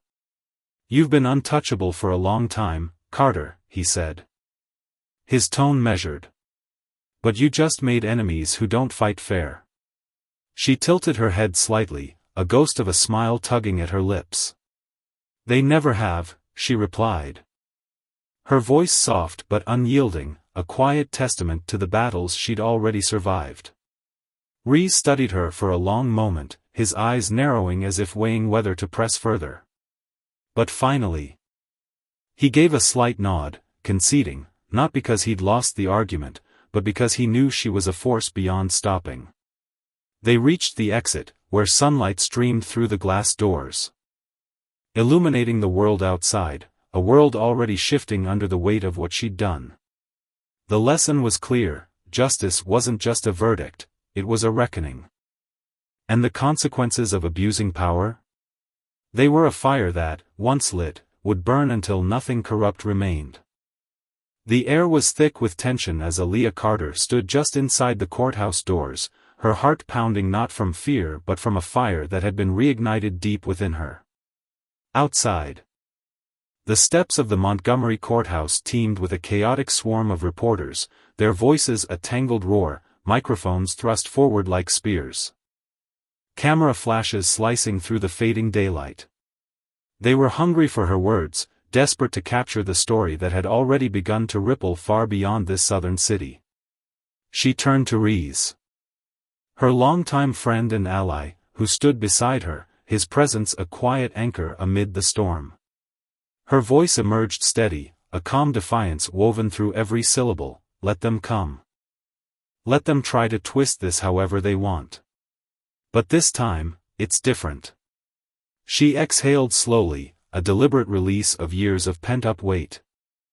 Feeling the shift in her bones, the power that had been ripped from her hands so long ago now surging back, a tide she could finally ride. "I'm not alone anymore," she said, her eyes glinting with something unshakable. Then, without another glance back, she pressed her palms against the heavy wooden doors and stepped into the fray. The sun dipped low over Montgomery, painting the sky in hues of amber and violet, its light stretching long, jagged shadows across the streets below. The city seemed to hold its breath, adjusting to the aftershocks of a trial that had torn open a wound festering for decades. What had begun as a single courtroom battle, a lone woman's fight against a false accusation, had swelled into something monumental, a wildfire of revelation that scorched its way through newsrooms, police precincts, and government offices nationwide. The scandal wasn't just a local embarrassment, it was a reckoning, a crack splintering the foundation of a system rotten with corruption. Aaliyah stood at its epicenter, no longer the isolated figure she'd once been, no longer the voiceless target they'd tried to bury. The press descended upon her like a swarm of locusts, their shouts overlapping in a cacophony of demands. Aaliyah, what does this mean for the system? Give us a statement. Are you calling for reform? Some hunted for a juicy headline, a way to spin her triumph into something palatable for their audiences. Others, wide-eyed and earnest, yearned for her to voice the truth that had simmered unspoken for generations, that justice had never worn a blindfold, that fairness was a myth for those without the means to buy it. That power had always rested in the hands of those ruthless enough to wield it like a weapon. She drew a deep breath, the cool evening air filling her lungs, grounding her as she faced the onslaught. When she spoke, her voice cut through the noise like a blade, clear and unyielding. For years, people like me, people who look like me, have been told to put our faith in a system that was built to crush us. We've been told to sit quietly, to trust the process, to wait patiently for a justice that never comes. But today, that lie ends. Today, the truth roars louder than their excuses, and no matter how they try to rewrite this, the facts won't bend. The reporters erupted again, hurling questions like stones, but she let them fall unanswered. Her words had already done their work, the world had seen the mask stripped away. They'd watched as Judge Calloway, a man who'd perched atop his bench like a king, was forced to slink away in disgrace. They'd seen prosecutor Mark Sterling, once the golden boy of the legal world, exposed as a fraud, his schemes unraveling in real time. They'd witnessed officers who'd strutted through the city with untouchable arrogance now shuffled off in handcuffs, their heads bowed under the weight of their own crimes. The people who'd stood so smugly against her, convinced their influence was a fortress, now faced the bitter sting of consequences they'd dodged for far too long, a stark lesson that power, when abused, could turn into a noose. In a dimly lit holding cell, Mark Sterling sat slumped on a metal bench, his once pristine suit now a crumpled mess, the fabric clinging to him like a second skin soaked in defeat. His hands, usually so steady as they signed off on fabricated evidence or shook hands with corrupt allies, now trembled slightly as he clasped them together, staring at the chipped gray walls. He'd built his life on winning, twisting laws, burying truths, crafting a reputation as the prosecutor who could outmaneuver anyone. But now, that legacy lay in ruins.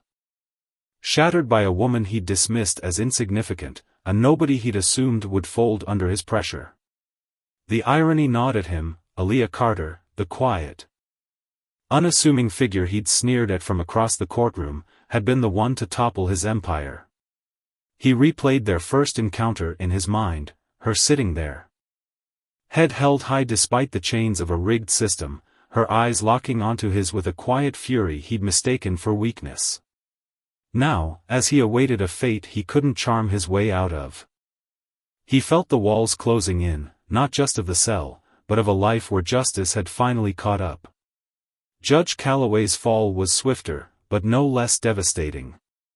Hours after fleeing the courthouse, he'd penned a resignation letter with shaking hands, the ink smudging under his sweaty palms as he tried to salvage some shred of dignity. But the gesture was hollow. Investigations had already begun to claw at his past, unearthing a trail of tainted verdicts stretching back decades. In his chambers, he'd once gazed down at defendants with cold indifference, seeing them not as people but as pawns to be moved, or removed, from his board. Now, his name was whispered in disgust, tied to cases where innocence had been bartered away, where lives had been crushed under the gavel he'd swung so carelessly. As he sat alone in his sprawling home that night, the silence was suffocating. broken only by the distant hum of a TV news anchor dissecting his downfall. His wife hadn't spoken to him since the verdict, his children wouldn't meet his eyes. The untouchable titan of the courtroom had crumbled into a man haunted by the ghosts of those he'd wronged, a living testament to the peril of wielding power without conscience. The officers who'd falsified evidence, men like Officer Daniels, with his broad shoulders and swaggering gait, now sat in sterile interrogation rooms. Their uniforms replaced by plain clothes that hung awkwardly on their frames. Their hands rested on scratched metal tables, fingers twitching as they faced questions from investigators who no longer shielded them. Once, they'd moved through Montgomery like predators, planting stories, twisting facts, ensuring the Aaliyahs of the world stayed silent. Daniels remembered the night he'd arrested her, the smug curl of his lip as he'd scribbled lies into his report, certain she'd never fight back. Now, the cameras that had once ignored their misdeeds turned on them, capturing every stammered excuse, every bead of sweat rolling down their foreheads. Their blank stares betrayed no remorse. Only the dawning realization that the system they'd exploited had spit them out, leaving them to face a reckoning they'd never imagined. Aaliyah, meanwhile, walked away from the courthouse steps with her head high, the weight of victory settling over her like a mantle. She'd entered that courtroom months ago as a woman falsely accused. A target meant to be silenced, smothered beneath layers of deceit. Now, she emerged as something greater, a force, a symbol, a black woman who'd seized the truth and wielded it like a torch, illuminating the shadows where corruption thrived. As she stepped onto the pavement, Henderson, a wiry journalist who'd shadowed her case from the start, jogged to catch up. His notepad clutched in one hand, his face etched with a mix of awe and disbelief. "Carter," he panted, "you just dismantled half the justice system in a single day. What's next?" She paused, turning to him, a faint smirk tugging at her lips, her eyes alight with a spark that hadn't been there before. "Now," she mused, her voice low but brimming with intent. "Now we see how many more walls we can tear down." It wasn't the end, it was the beginning, a promise whispered on the wind as the city watched her go. For the first time, the system didn't just see her, it feared her, and that fear was a crack in its armor, a warning that justice, when wielded by the fearless, could topple even the mightiest thrones. Across town, in a different courthouse, Judge Leah Marshall faced her own battle. She pulled into the New Orleans parking lot, her sedan's engine ticking as it cooled, the dashboard clock glaring 10 minutes until trial. Her heart thudded, not from nerves, but from the weight of what lay ahead. Today wasn't just another case. It was a chance to rewrite how racial profiling scarred her state. Stepping out, she squared her shoulders, her heels clicking against the asphalt as she strode toward a side entrance, avoiding the media circus at the main steps. A young white officer stood guard, his posture stiff, his eyes narrowing as they tracked her approach. She reached for her ID badge, a reflex honed by years of navigating a world that often questioned her place in it. But as she held it up, his hand shot out, blocking her path, his voice sharp, "I need to see more than that." Leah froze, her breath catching, the insult sinking in. Here she was, a black judge, on the cusp of a landmark case, yet still reduced to proving herself to a man who saw her as less. In that moment, the echoes of Aaliyah's fight rang in her ears, a reminder that the struggle for justice, and the cost of power unchecked, touched every corner of this fractured system. The morning sun beat down relentlessly on the courthouse steps, its heat amplifying the tension brewing beneath Leah Marshall's composed exterior. She adjusted the weight of her judicial robe, her badge of authority clutched firmly in her hand, a symbol of years spent clawing her way through a system that often seemed designed to keep her out. Her destination was mere feet away, the courtroom where she was set to preside over the Daniels case, a trial that promised to unearth the ugly truths of racial profiling. But before she could cross the threshold, a shadow loomed across her path. "Ma'am, I'm going to need to see some identification," the officer barked, his voice slicing through the humid air like a blade. His stance was rigid, his broad frame blocking her way with an unspoken challenge. Leah froze mid-step, her breath catching as she registered the sharpness in his tone. Raising her eyebrows, she tilted her head slightly, a flicker of disbelief dancing in her dark eyes. "I'm Judge Marshall," she replied, her words deliberate, measured, as she lifted her badge higher into the sunlight. It gleamed briefly, a quiet testament to her rank, her purpose. "I'm presiding over the Daniels case this morning." The officer didn't even flinch. His gaze, cold, calculating, and unyielding, raked over her from head to toe, bypassing the badge entirely.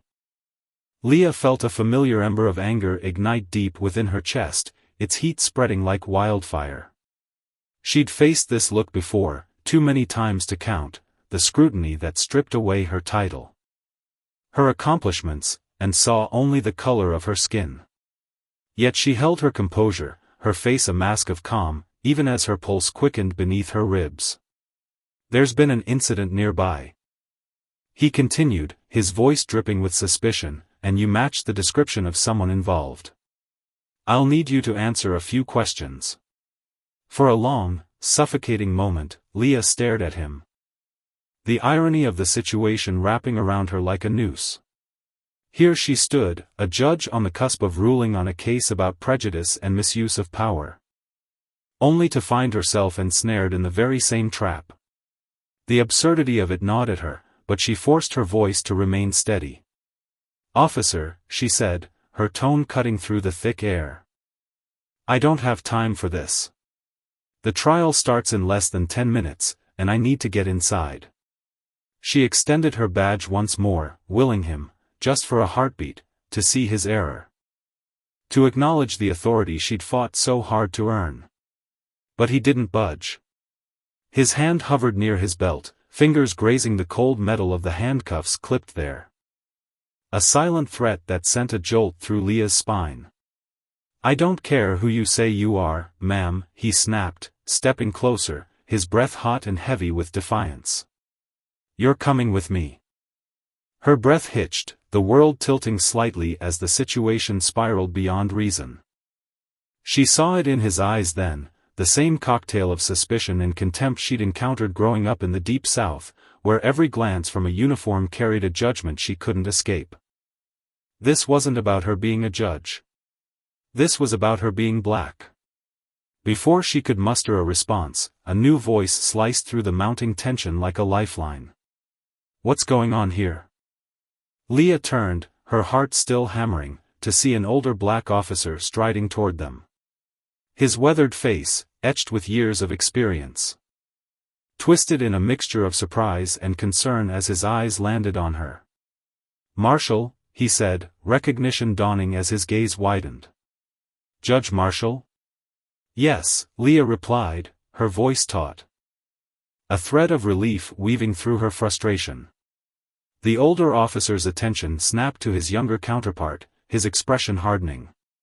"Stand down," he ordered, his tone brooking no argument. The younger officer, still bristling with defiance, hesitated, his jaw tightening. "She matches the description," he muttered, more to himself than anyone else, as if clinging to the last shred of his justification. "That's the judge," the older officer shot back, his voice a whip-crack of authority. "Do you want to lose your job?" The younger man's face flushed, his resolve crumbling as he mumbled something incoherent under his breath and finally stepped back, his retreat slow and reluctant. Leah exhaled, forcing herself to draw in a deep, steadying breath. She couldn't afford to lose her temper, not here, not now. Giving in to the rage simmering beneath her skin would only fuel the narrative men like him thrived on. "Are you all right, ma'am?" the older officer asked, his voice softening, his eyes searching hers with genuine concern. Leah nodded, though her jaw remained clenched, her body still buzzing with adrenaline. "I'm fine. Thank you." Without another word, She turned on her heel and marched into the courthouse, the cool air of the sterile halls enveloping her like a bomb. Yet as she walked, the scene replayed in her mind, an endless loop of humiliation and defiance. She'd spent her life battling racism, dismantling its insidious threads one case at a time, but for it to strike like this, on the very day she was set to confront it in her courtroom, felt like a cruel twist of fate. Inside, the familiar rhythm of the courthouse steadied her, the echo of footsteps on polished floors, the murmur of voices behind closed doors. She entered her chambers briefly, smoothing her robe and gripping her gavel, its weight grounding her as she prepared to take the bench. The courtroom fell silent as she entered, the sharp bang of her gavel reverberating through the space, a call to order that masked the turmoil still churning within her. The trial began smoothly enough, with opening statements unfolding like a well-rehearsed play. But Leah's mind kept drifting, snagging on the officer's sneering face. The way he'd sized her up in an instant.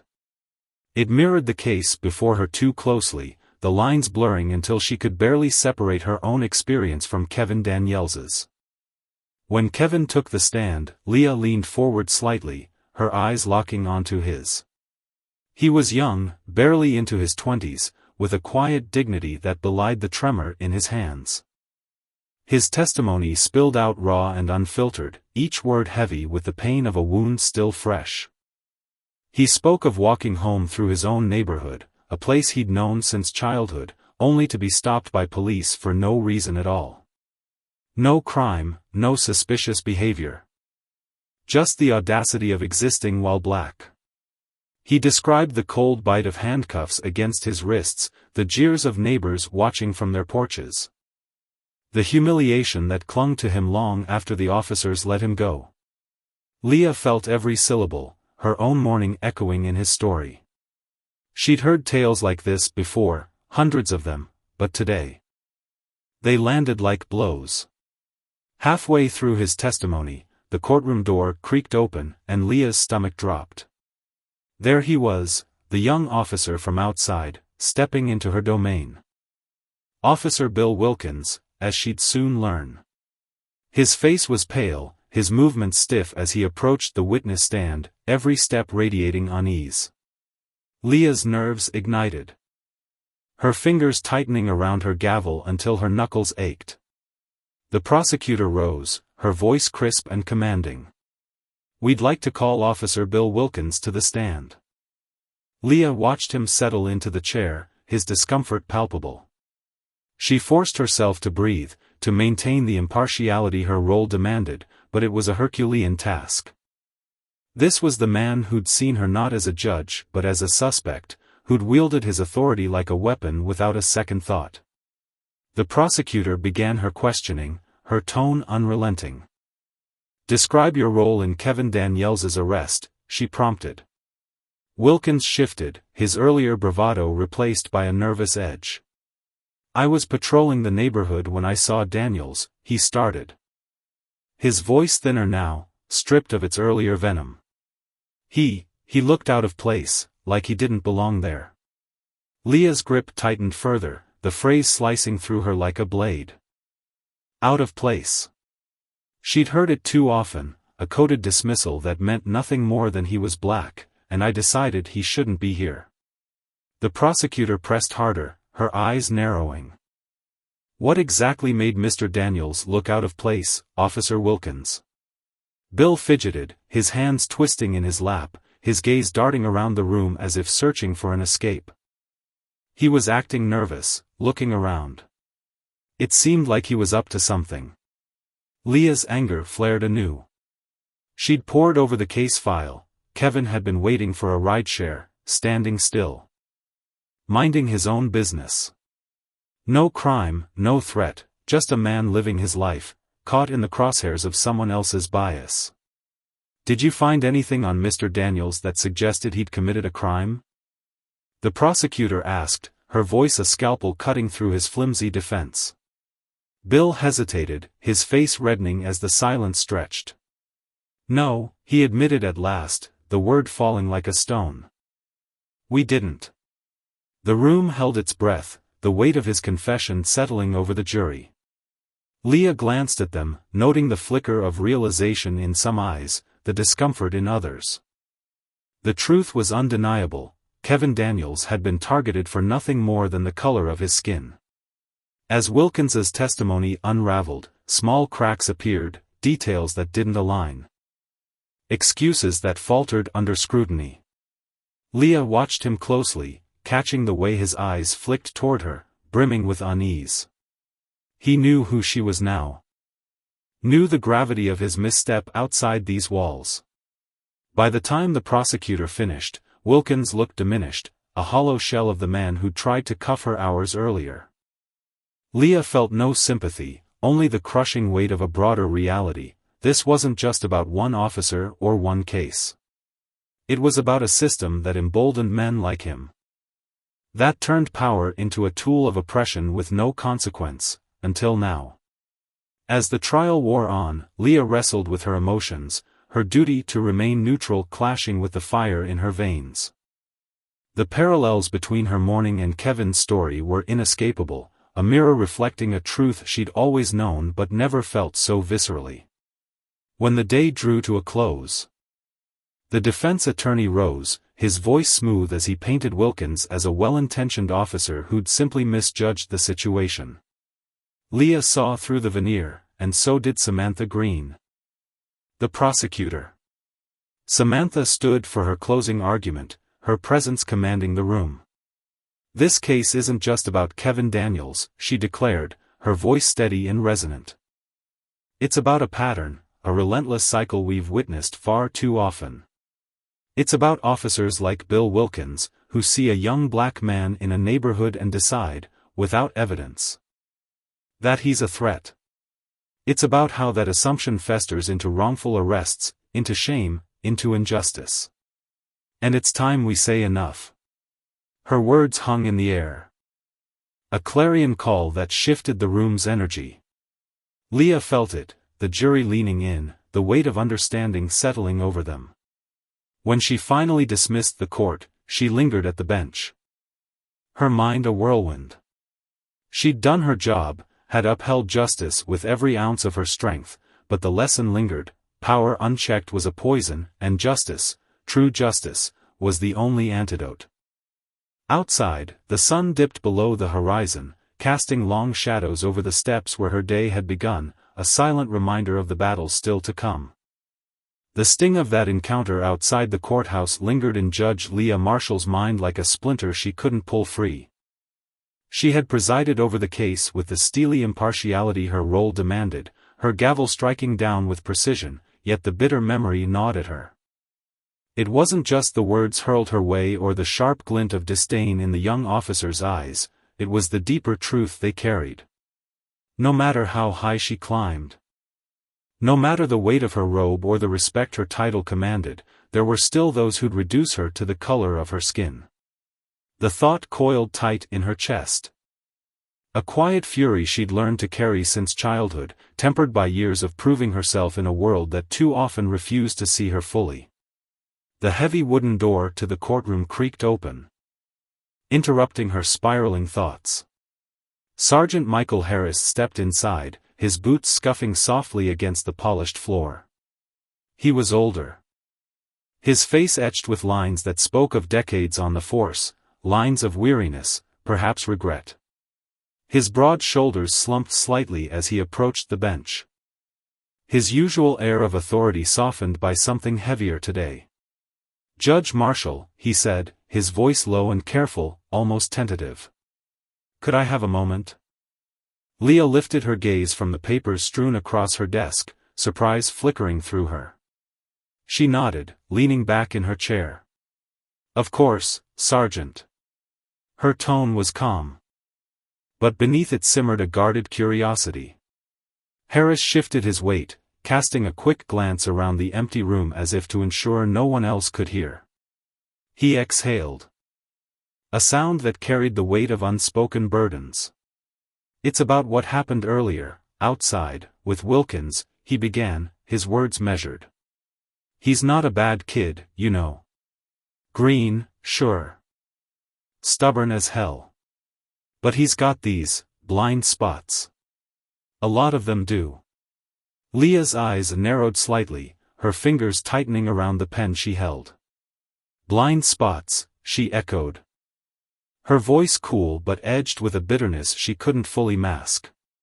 The phrase hung in the air, sharp and pointed. Harris winced, a faint grimace tugging at his weathered features. He didn't shy away from her gaze, though, didn't try to dodge the accusation beneath her words. Maybe, he admitted, rubbing a hand across the back of his neck. Probably. Call it what it is, racism. I'm not here to excuse it. But I am trying to do something about it, from the inside. For a long moment, Leah studied him. His eyes were steady, earnest even. And she wanted to believe him, wanted to cling to the fragile hope that men like Harris could chip away at the rot within the system. But hope was a luxury she'd learned to ration. She'd seen too much. The sidelong glances, the assumptions, the countless times she'd been forced to swallow her anger and rise above. "And what am I supposed to do, Harris?" she asked. Her voice softening but heavy with exhaustion. "I sit here every day, hearing cases like this, knowing exactly what it feels like to be on the other side. Knowing what I've lived through. What's your advice for that?" Harris didn't answer right away. He stood there, hands clasped in front of him, his jaw tight as if wrestling with the inadequacy of anything he could say. Finally, he met her eyes again. "You keep doing what you're doing, Judge," he said, his voice firm despite the cracks in his resolve. "You keep holding people to account. That's the only way anything shifts. It's slow, and it's messy, but it's the only damn way." Leah nodded, a slow, deliberate motion, though the weight of his words settled on her shoulders like a yoke. She watched as Harris turned and left, his footsteps fading into the silence of the courtroom. Alone again, she let her gaze drift across the empty space, the rows of benches. The worn wood of the jury box, the faint hum of the world beyond those walls. The trial wasn't finished, and she knew the road ahead would be riddled with more fights. More moments where justice felt like a fleeting dream. But today, at least, she'd stood her ground. Today, the scales had tipped, however slightly, toward what was right. It wasn't victory, not yet, but it was a beginning. The next morning, the courthouse buzzed with a restless energy that seemed to seep through the walls. The air inside was thick. Almost suffocating, as if the building itself held its breath. The jury had deliberated through the night, their decision looming like a storm cloud over the town. Leah sat in her chambers. The faint scent of coffee lingering in the air as she stared at the files fanned out across her desk. Her hands rested on the arms of her chair. Fingers tracing the worn leather as she tried to steady herself. This wasn't just another case, it was a reckoning. Not only for Kevin Daniels, the young man wrongfully arrested, but for everyone watching, waiting to see if the system could bend toward justice or if it would snap under the strain of its own flaws. Beyond her door, she could hear the muffled chaos growing, reporters jostling for position, their voices a low hum punctuated by the occasional shout, protesters chanting faintly. Their signs no doubt bobbing in the crisp March air. What had started as a local incident had spiraled into something national, a story plastered across headlines and dissected on evening news panels. It was more than Kevin's story now, it was a mirror held up to a country reluctant to face its reflection. Leah's thoughts drifted to the day before, to Officer Bill Wilkins sitting in the witness box. She could still see the tremor in his hands, the way his voice had faltered as he recounted his actions. He'd profiled her outside the courthouse, yes, but in that courtroom. Under the weight of her stare and the truth laid bare, he'd seemed to shrink. Bill wasn't unique, he was a cog in a machine that had churned out injustice for generations. And Leah knew this trial was about more than one man's mistakes, it was about dismantling the gears that kept that machine running. A sharp knock jolted her back to the present. "Come in." She called, her voice cutting through the stillness with a clarity that belied the storm inside her. Emily, her clerk, stepped inside, a folder clutched tightly in her hands. She was young. Barely past her mid-20s, with wide eyes that betrayed her nerves despite her crisp professionalism. "The jury's ready," she said softly. Her words trembling just enough to hint at the gravity of the moment. Leah nodded, rising from her chair with a slow, deliberate grace. She smoothed the folds of her robe, the fabric cool against her skin, and took a deep breath that filled her lungs with resolve. "Let's do this," she said, more to herself than to Emily. The hallway stretched before her as she made her way to the courtroom, each step reverberating off the stone walls like a drumbeat. The courthouse felt alive today, charged with an electric tension that pulsed through the air. She could sense it in the hurried whispers of staff, the distant clatter of footsteps, the way the light seemed to sharpen as it streamed through the high windows. Inside the courtroom, the atmosphere was a pressure cooker. Reporters lined the gallery, their notebooks open, pens scratching furiously even before anything happened. Cameras stood poised like sentinels, ready to capture every flicker of emotion. In the front rows sat the families, Kevin Daniels's mother with her hands clasped tight in her lap, her face a mask of quiet strength, Bill Wilkins's wife, pale and drawn, her fingers twisting a tissue into knots. Leah ascended to the bench, her robe swishing faintly as she settled into her seat. She glanced at Kevin first.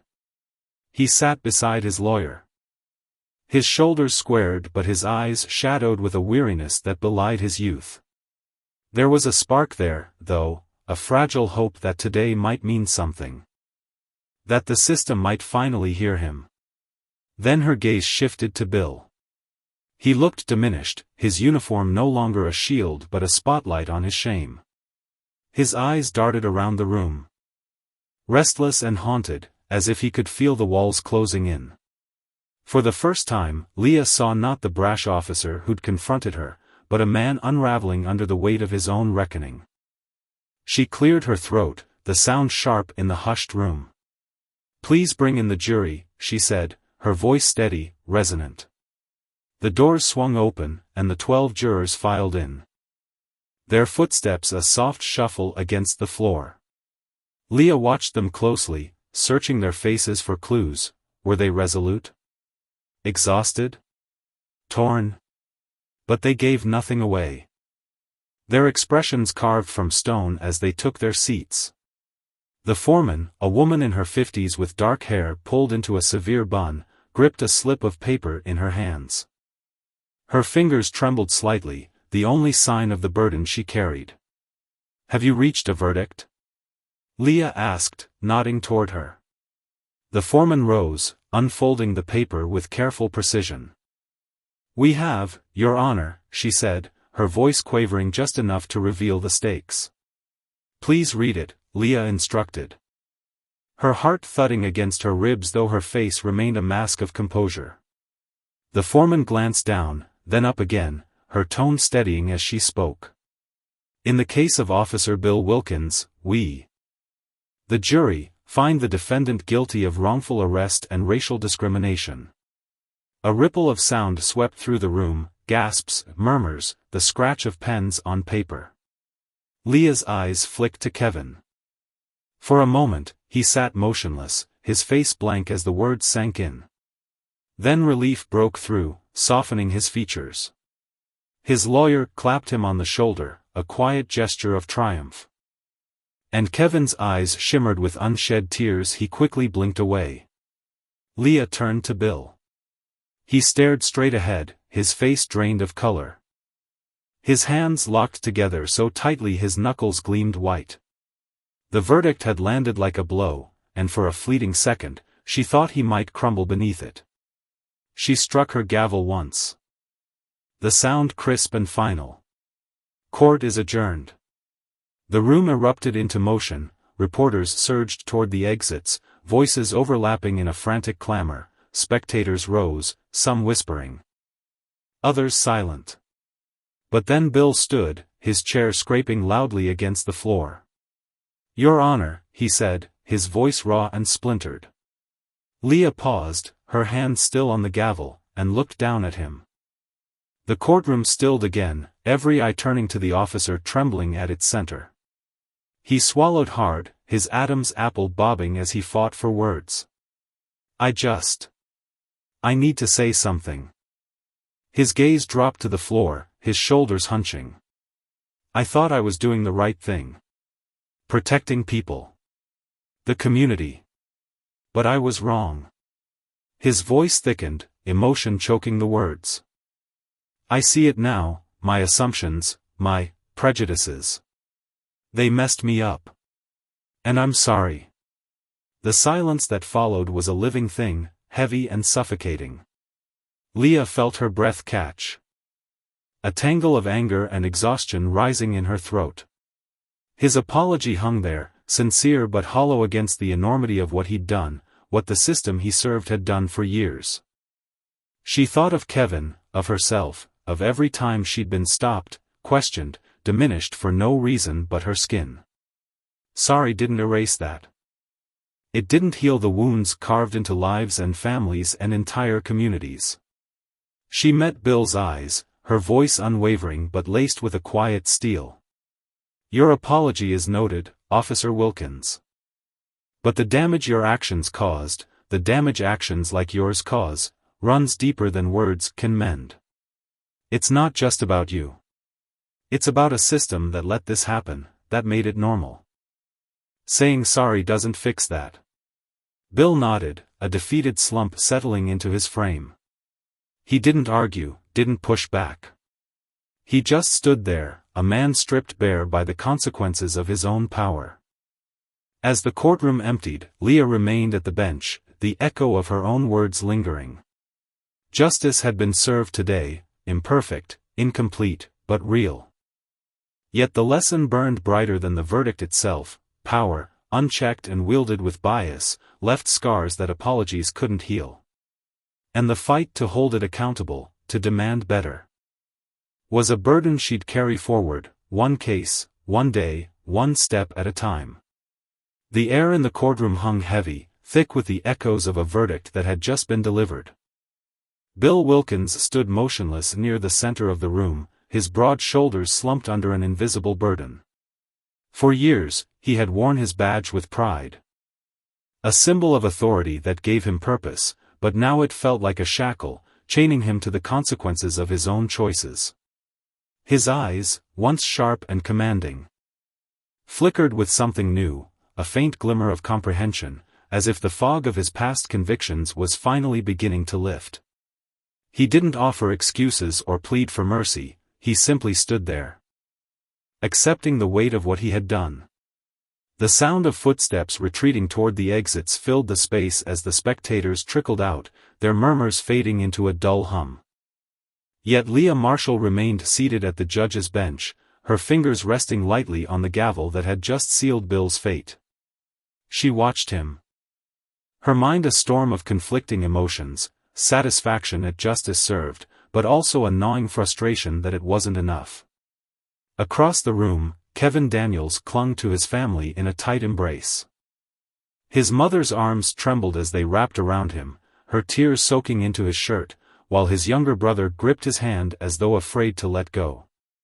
Kevin's face was a canvas of exhaustion, etched with lines from sleepless nights and the relentless pressure of the trial, but beneath it, there was a quiet relief. The tension that had coiled in his chest for months began to unravel.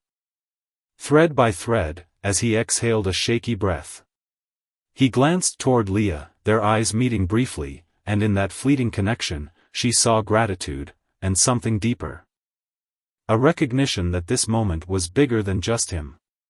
The courtroom slowly emptied, leaving behind a stillness that amplified every creak of the wooden pews and every rustle of papers as Leah gathered her files. She had upheld the law, presided with fairness, and delivered a ruling that held a man accountable. But as she sat there, the victory felt hollow, a single ripple in a vast, turbulent sea of injustice that stretched far beyond these walls. The double doors at the back of the room swung open with a groan, snapping Leah out of her spiraling thoughts. Sergeant Michael Harris stepped inside. His boots clicking softly against the polished floor. His uniform was crisp, but his face betrayed a weariness that mirrored her own, a tiredness born from years of navigating a flawed system. Leah's brow furrowed in surprise as he approached, his stride deliberate yet hesitant. He stopped a few feet from her bench, his hands clasped tightly in front of him, and when he spoke, his voice was low and earnest. "Judge Marshall," he said, pausing as if weighing his words, "can I have a moment?" She nodded, motioning to the chair beside her. "Of course, Sergeant. Sit." Harris eased into the seat, his broad frame seeming to shrink as he folded his hands on the table. His eyes met hers, and she saw a flicker of something unexpected, hope, perhaps, or a quiet resolve. "I just wanted to thank you," he began, his tone steady but laced with emotion. Leah tilted her head, puzzled. "Thank me? For what?" "For how you handled this case," Harris replied, his gaze unwavering. "For holding us accountable. Me, Wilkins, the whole damn system, we need that. It's the only way anything changes." Leah let out a long, slow breath, leaning back in her chair as his words settled over her. She appreciated the sentiment, but it didn't ease the restlessness gnawing at her core. "I hear you, Sergeant," she said. Her voice soft but firm, "but it doesn't feel like enough. This was one case, one moment. Out there, beyond this room, there are countless others, people who'll never get their day in court. Whose voices will never be heard." Harris nodded, his expression sobering as he absorbed her words. "You're right," he admitted, running a hand over his jaw. "It's a mess. And it's not going to fix itself overnight. But every case like this, every step forward, it chips away at the rot. We keep pushing, piece by piece, and that's how it starts." Leah fell silent, her gaze drifting to the empty gallery as she turned his words over in her mind. She wanted to believe him, to cling to the fragile thread of optimism he offered, but doubt clung to her like a shadow.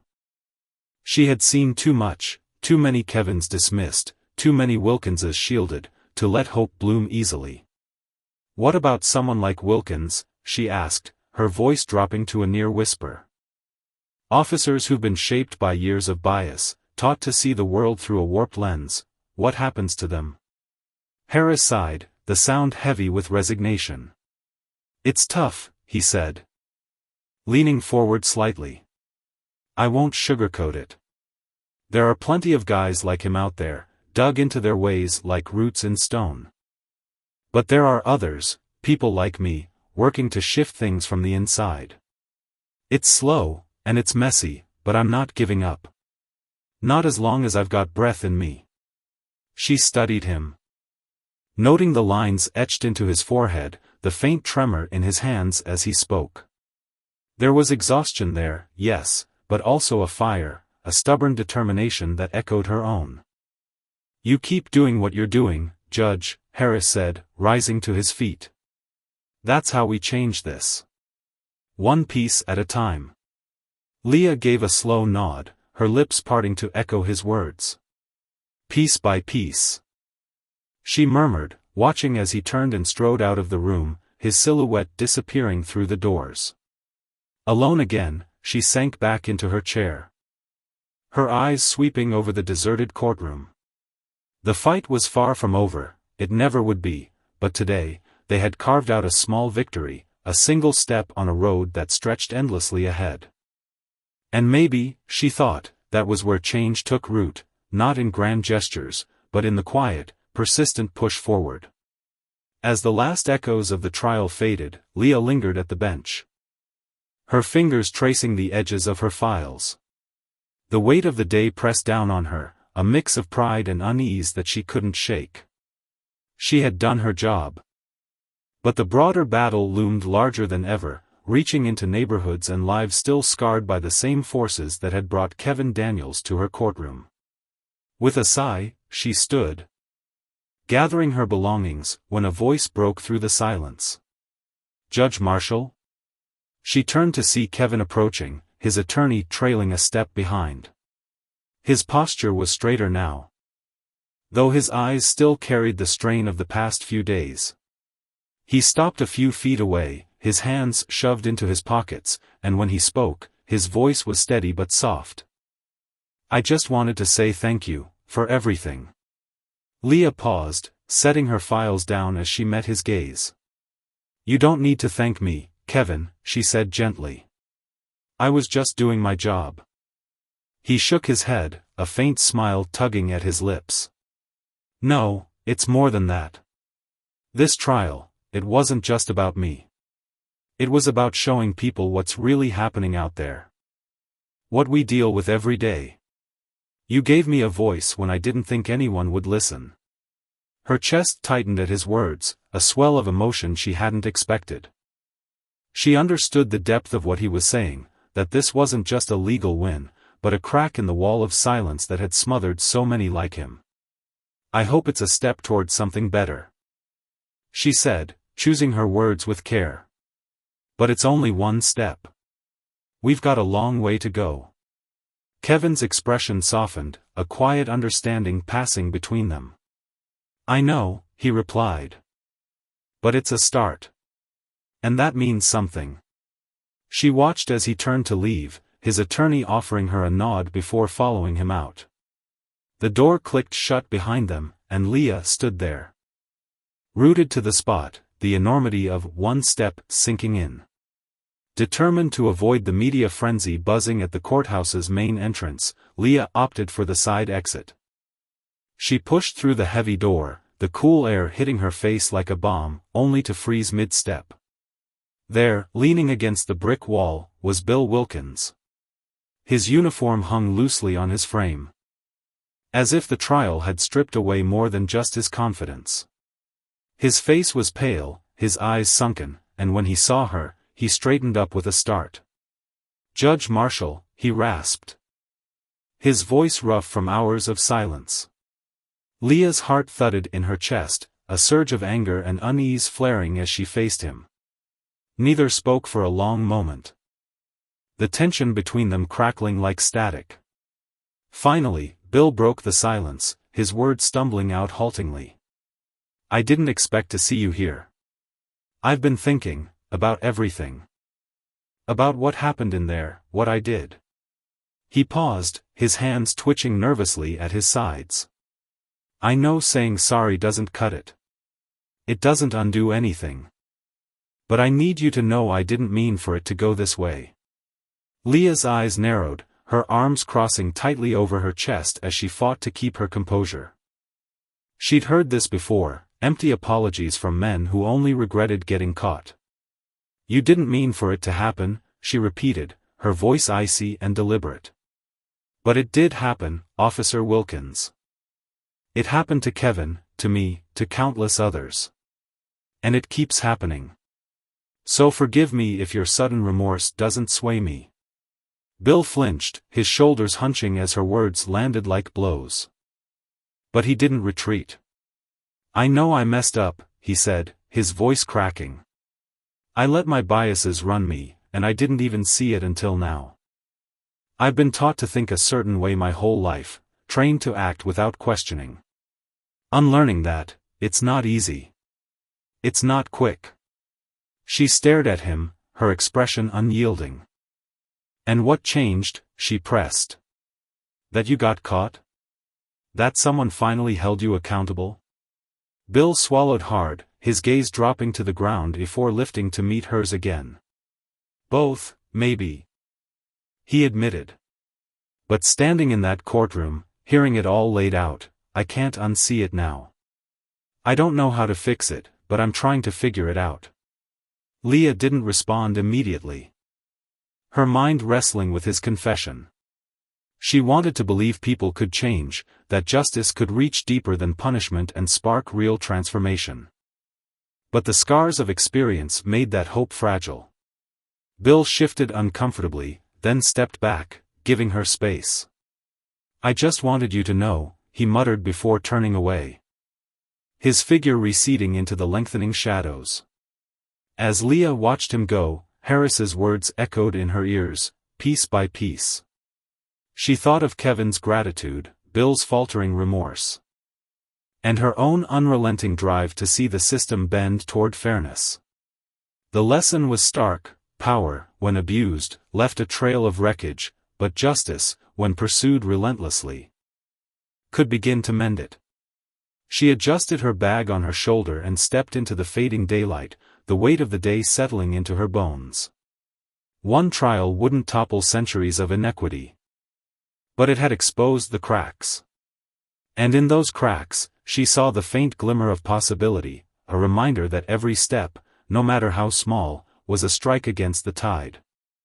The battle was far from over, an endless storm raging beneath the surface of every hard-fought day, but on this particular afternoon, a fragile step forward had been carved out of the chaos.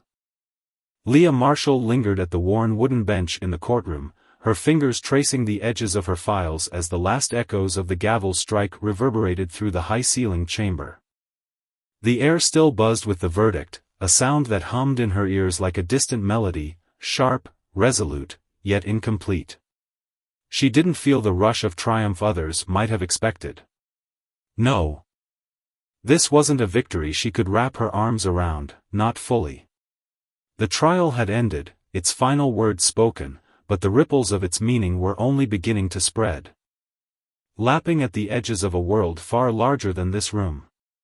For Leah, justice wasn't a trophy to be hoisted or a finish line to cross.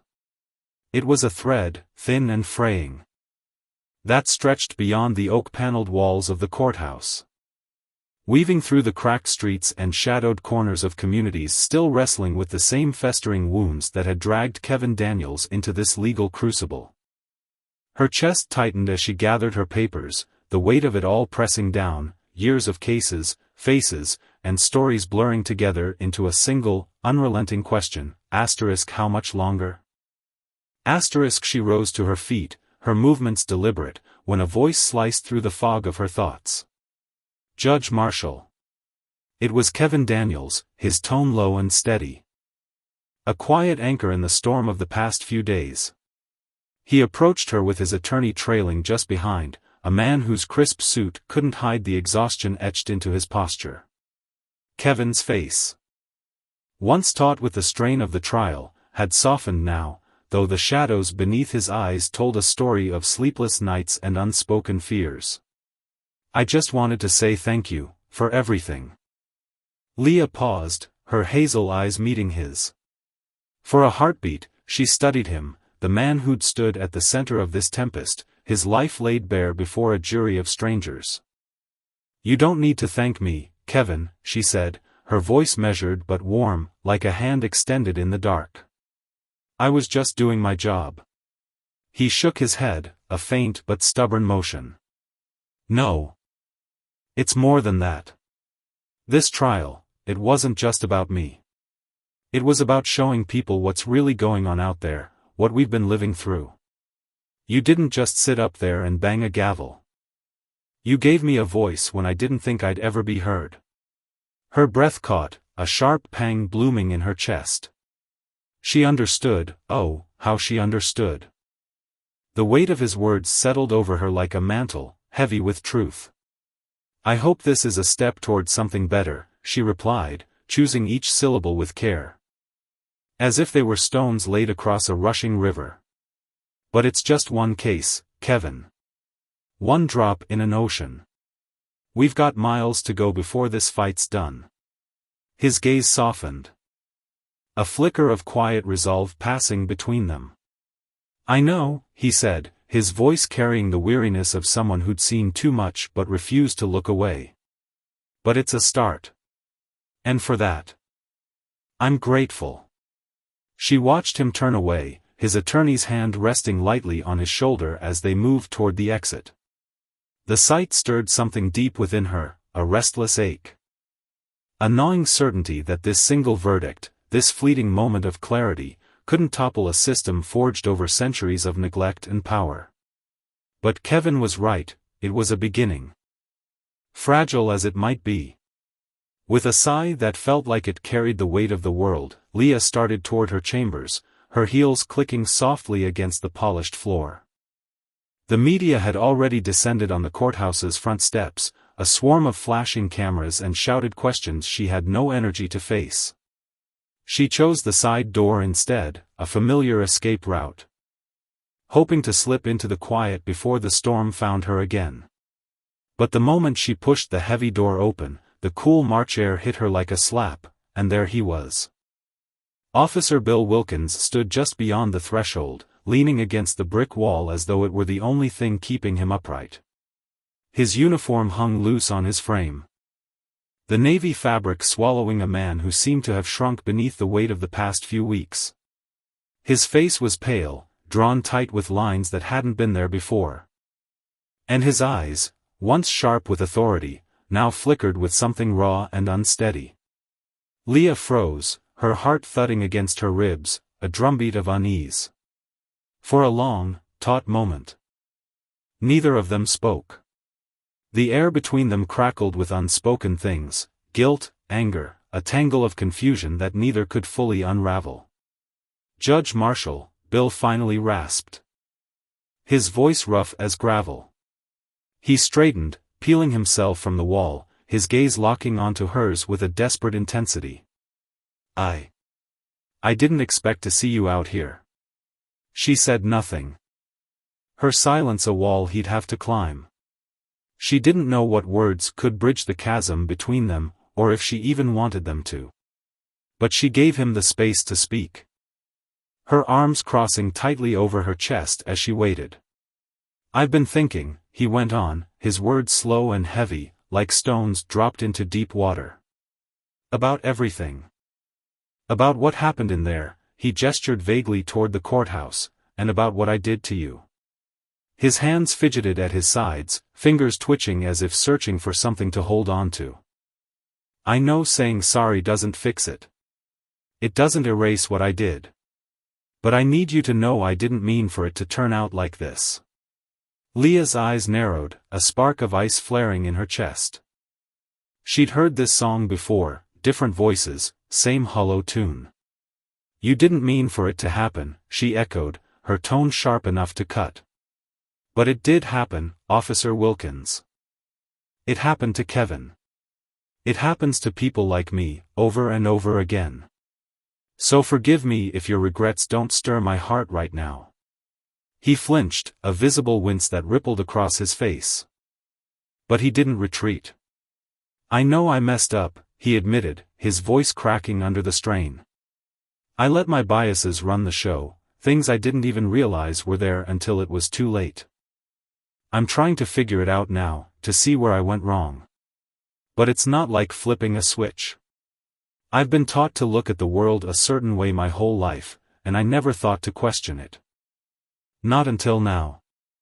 Her jaw tightened, her arms still crossed like a shield. "And what's different now?" she pressed, her words laced with a challenge. "Is it because you got caught? Or because someone finally held a mirror up to your face?" Bill's shoulders sagged, the question striking deeper than he'd expected. He didn't answer right away, his gaze dropping to the cracked pavement beneath his boots. The silence stretched, thick and heavy, until he finally murmured, "Maybe both." Across town, another story had unfolded, one that had set this whole chain in motion. Brandon Ellis trudged out of the hospital break room, the fluorescent lights flickering overhead with a soft, incessant buzz that burrowed into his skull. He slung his backpack over one aching shoulder, his fingers rubbing at eyes that burned with exhaustion. 12 hours. 12 relentless hours on his feet in the ER, racing from one crisis to the next, stitching wounds, monitoring vitals, holding trembling hands as families waited for news. He wasn't a doctor. But as a nurse, he'd borne witness to just as much raw humanity, just as much heartbreak. The weight of the shift clung to him like damp cloth as he stepped into the Cincinnati night. The air sharp and colder than it had any right to be for early spring. Downtown still hummed with life despite the late hour. Restaurants shuttered their doors with a clatter. A pair of buses rumbled down the avenue, their engines groaning in protest, and a handful of stragglers drifted along the sidewalks, heads down, eager for home. Brandon longed to join them. His apartment was a mere 10 blocks away, a straight shot past the gas station on Vine Street, a walk he'd made countless times. A ritual of quiet decompression to shed the day's chaos before collapsing into bed. But tonight, the air felt charged, a subtle shift he couldn't quite name. Up ahead. Outside the 24/7 convenience store, a small knot of people had gathered. It wasn't loud, not yet, but the tension in their postures screamed trouble. A man, tall and broad-shouldered, maybe in his mid-40s, stood with his hands half-raised, his gray hoodie catching the dim glow of the streetlights. His voice was steady, insistent. As he faced two officers who stood rigid across from him, hands hovering near their belts. One of them, younger, with a baton already drawn, shifted his weight like a coiled spring. Brandon's instincts flared, the same pull that drove him to step in during a code blue, but this wasn't his world, not his fight. He exhaled, deciding to keep moving. His sneakers scuffing the pavement as he willed himself toward home. Then, in a flash, everything shattered. Pain erupted through his arm, a searing jolt that knocked the breath from his lungs. He stumbled sideways, his body reeling as the baton strike burned into his flesh just below his shoulder. For a split second, his mind refused to catch up. Disbelief warring with the throbbing agony. Gasps erupted around him, a chorus of shock cutting through the night. "What the hell?" someone shouted, the voice sharp and indignant. He looked up, his vision swimming, and met the eyes of the officer who'd struck him. The man was young, early 30s maybe. With buzzed blonde hair and wide blue eyes that flickered with a mix of panic and regret. His grip on the baton slackened, as if his own hands were horrified by what they'd done. Brandon's voice emerged, soft but steel-edged, each word a quiet accusation. "I was just walking home." The officer didn't respond, couldn't, it seemed. Chaos swelled around them. A woman in a red coat yanked out her phone, the camera's light slicing through the dark as she recorded. A man in a denim jacket stepped closer, his voice booming with outrage. "Nah, man. You just hit an innocent guy. He wasn't even near you." The second officer, older and stockier, a veteran with a face carved from stone, shifted uneasily but held his ground. His hand still clamped on his belt. The air thickened, electric with anger and uncertainty. Brandon forced himself to breathe, the pain pulsing in time with his heartbeat. The metallic clang of the baton still echoed in his skull, but a bigger question loomed now, heavy and unyielding. What happens next? The young officer took a faltering step back. His fingers twitching as if he could rewind the moment, unmake the mistake. But there was no undoing it. The older officer cleared his throat, his voice gruff and dismissive. "Let's keep moving. People. Nothing to see here." But Brandon knew better. This wasn't over, not by a long shot. The courtroom might have given Kevin a voice, but out here, on these cold, unforgiving streets, the fight for justice was just beginning. And the lesson was clear: power, when wielded without care, left scars that rippled far beyond the moment of impact. For Leah, for Kevin, for Brandon. And even for Bill Wilkins, the consequences of that truth would shape everything that came next.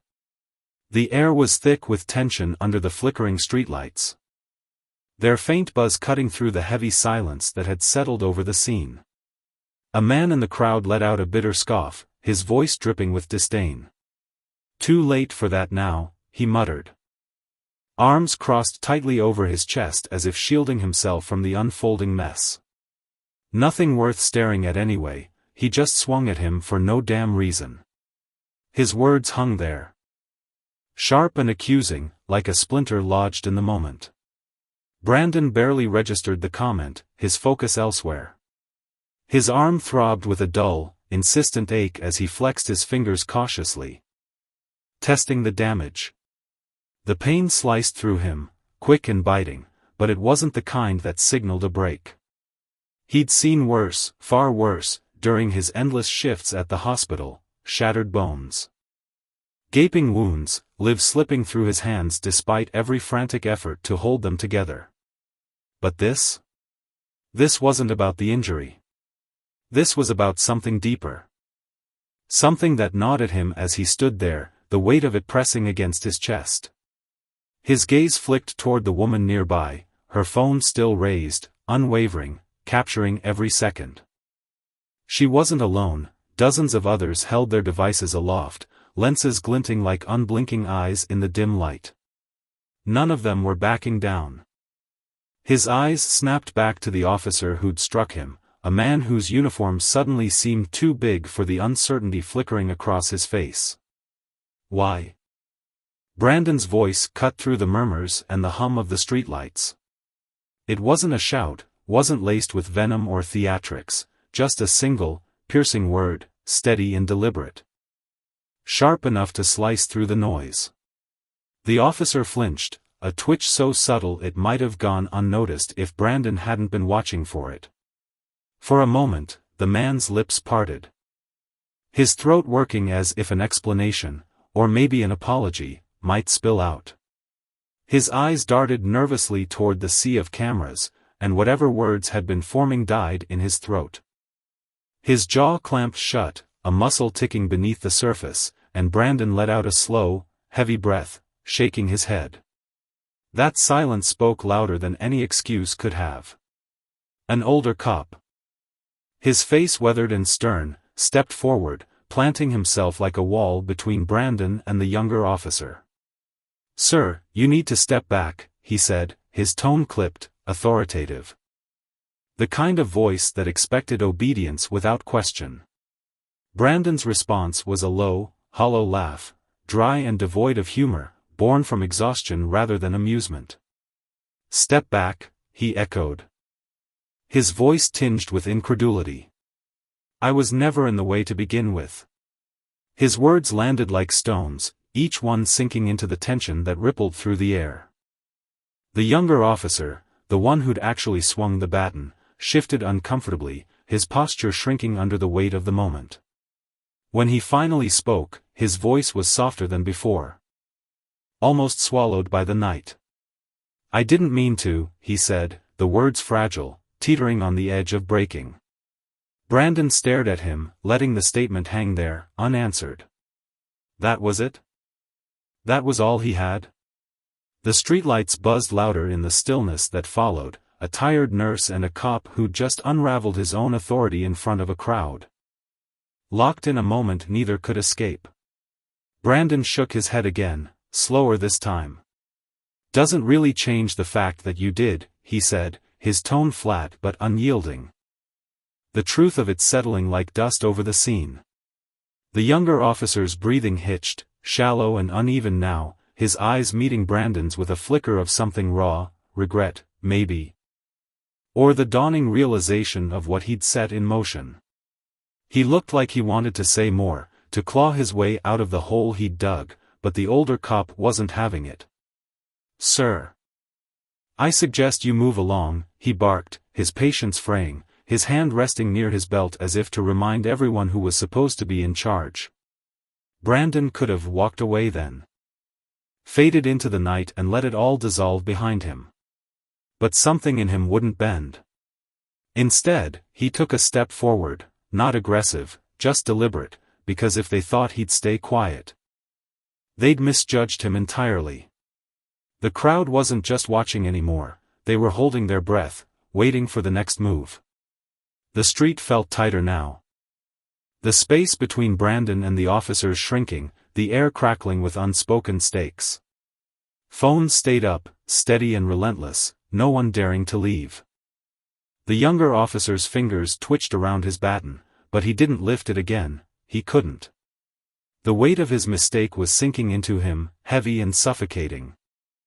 And Brandon could see it in the way his shoulders slumped, the way his eyes darted toward the ground before snapping back up. The older cop, though, doubled down, his voice rising with irritation. "Sir," I said, "move along." Brandon exhaled slowly, the ache in his arm pulsing in time with his heartbeat. He wasn't here to start a fight. Wasn't looking to escalate this into chaos, but he also wasn't about to slink away like nothing had happened. He turned slightly, just enough to let his voice carry to the onlookers.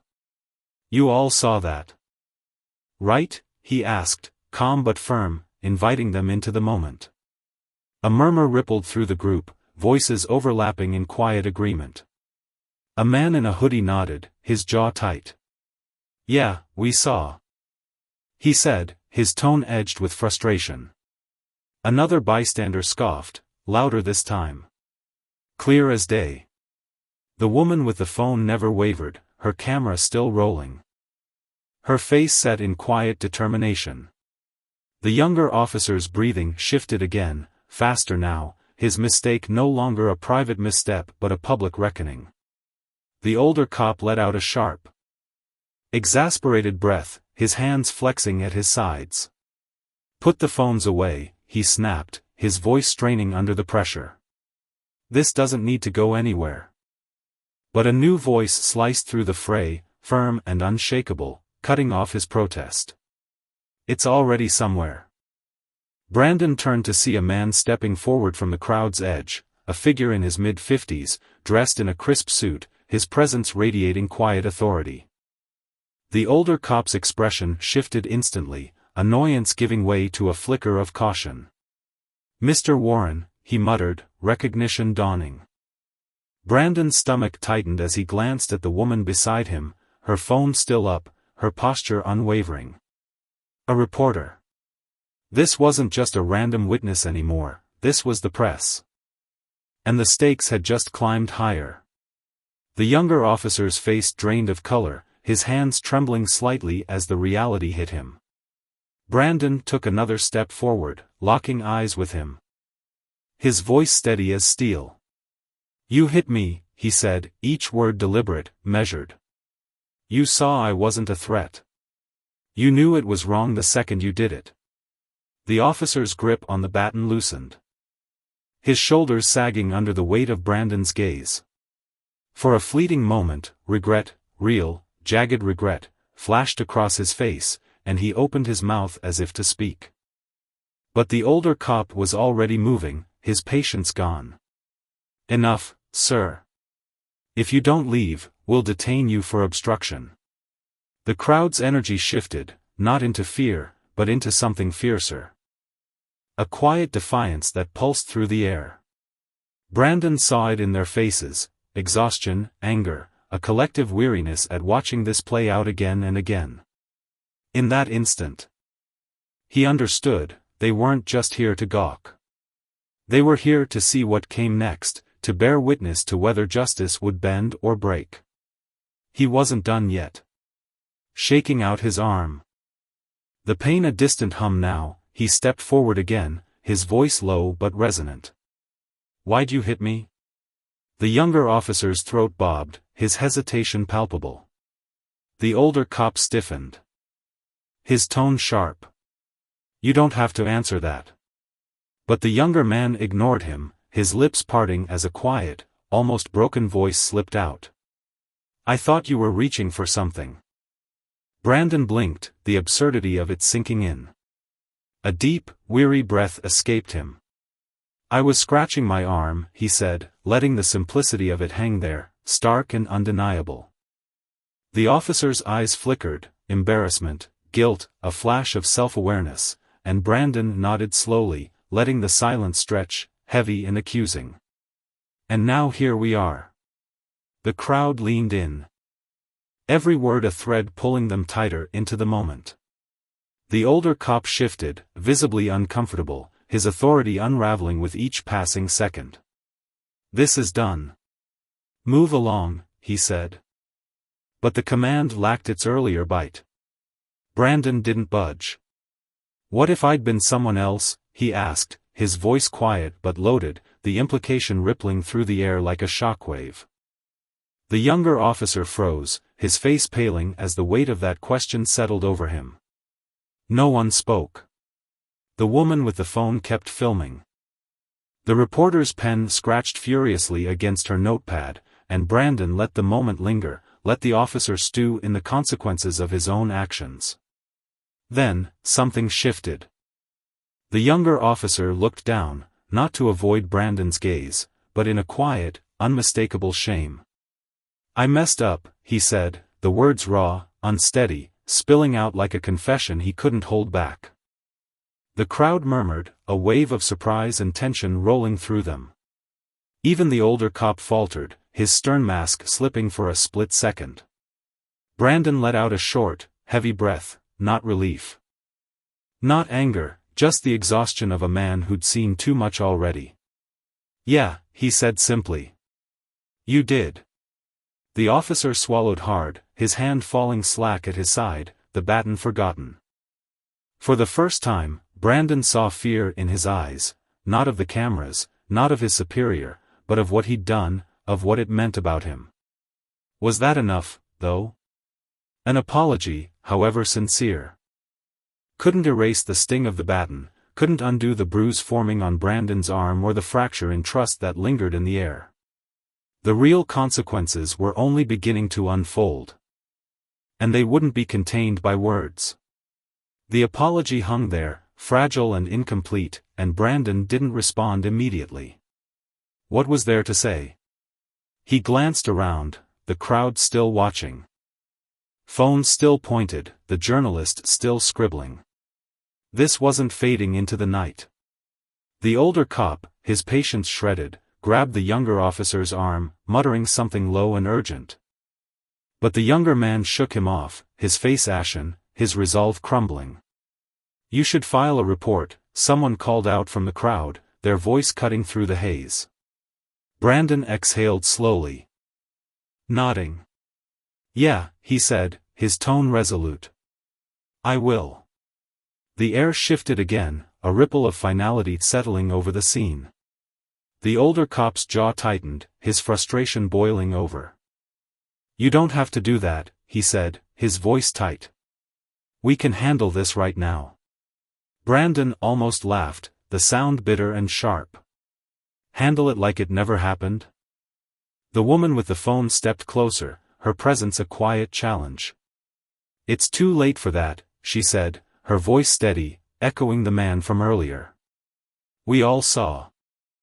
The younger officer rubbed a hand over his face, his movements slow, defeated. He looked at Brandon, his eyes pleading for a way to rewind the last 5 minutes. To unmake the choice that had spiraled beyond his control. Brandon shook his head, his voice low but cutting. "I work at the hospital all day, trying to keep people alive," he said. The weight of his exhaustion seeping into every word. "And you just saw me walking past and decided I was a threat." The officer's guilt was etched into every line of his face. But guilt alone couldn't mend what he'd broken. The crowd stood firm, their silence louder than any protest, their cameras a testament to a truth that wouldn't be buried. Justice, Brandon realized, wasn't just about punishment, it was about accountability, about facing the consequences of power wielded without care. The younger officer had crossed a line, and now he stood exposed. Not just to Brandon but to everyone watching. The older cop's bluster couldn't shield him from that. As the streetlights buzzed overhead, Brandon felt the ache in his arm again. A reminder of how quickly authority could turn to abuse, and how deeply its ripples could run. The night air hung heavy, thick with tension and the faint hum of distant traffic. As Brandon stood rooted to the cracked pavement, his chest heaved, each breath a jagged reminder of the chaos that had just unfolded. He didn't want to change what had happened, no amount of wishing could rewind the clock, but the weight of it pressed down on him all the same. His arms throbbed. A dull ache radiating from where the older officer's baton had landed, and his mind churned with a storm of exhaustion and defiance. Home. That small apartment with its chipped paint and familiar creak of the floorboards, had never felt so unreachable, like a mirage shimmering just beyond his grasp. A woman stepped forward from the growing cluster of onlookers, her voice cutting through the murmur of the crowd like a blade. She was a reporter. Her sharp eyes glinting with a mix of curiosity and determination, a recorder clutched tightly in her hand. "What's your name?" she asked, her tone firm but not unkind. "We'd like to hear your side of the story." The words landed like a spotlight, pinning Brandon in place. He shifted his weight, his sneakers scuffing against the asphalt, and for a moment, he considered bolting. He wasn't here to be some front-page hero or a fleeting hashtag trending across screens. Fame wasn't his goal, peace was. But peace had slipped through his fingers tonight, replaced by the cold reality of flashing cameras and whispered judgments. Brandon's hesitation stretched into the silence, his dark eyes flickering over the faces around him, some sympathetic, some skeptical, all waiting. Before he could find his voice, a younger officer stepped forward, his boots clicking softly against the ground. He was lanky, barely older than Brandon, with a face still soft around the edges, unhardened by years of wearing the badge. "I'll make a statement," he said, his voice trembling slightly but resolute. The older cop, a grizzled man with deep lines etched into his forehead and a permanent scowl tugging at his lips, whipped his head around so fast it was a wonder his neck didn't snap. "Don't," he growled. The word a warning wrapped in authority. But the younger officer didn't flinch. Something had shifted in him, a crack in the armor of blind obedience. And he turned to Brandon with an expression that hovered between guilt and revelation. "I was wrong," the young cop said, his voice steadier now, as if the confession had unburdened him. "I was wrong, and I'll own it." Brandon narrowed his eyes, studying the man's face, the slight quiver of his lip, the way his gaze held steady despite the sweat beading on his brow. He searched for a lie, a flicker of deceit that might betray the words, but found none. The admission hung there, raw and exposed, yet it didn't erase the sting of the night. This wasn't just about one officer's regret. It was bigger, deeper, a thread in a tapestry of moments like this, moments that happened in shadows, away from cameras, where power flexed its muscle and left bruises in its wake. The younger cop's apology didn't undo the ache in Brandon's arms or the fear that had clawed at his chest. It didn't rewrite the script that had played out too many times before. The reporter adjusted her recorder, her fingers deft and purposeful, her eyes darting between the two men. "What happens next?" she asked, her voice slicing through the charged air. Brandon let out a slow, shaky breath, the question echoing in his skull. What happens next? His heart still hammered against his ribs. A relentless drumbeat, and his body ached with the memory of restraint, but his thoughts sharpened, cutting through the fog of adrenaline. The crowd leaned in. A sea of faces illuminated by the harsh glow of phone screens held aloft, capturing every second. The older officer, the one who'd swung the baton, stood rigid, his jaw tight, his eyes darting between his subordinate and Brandon.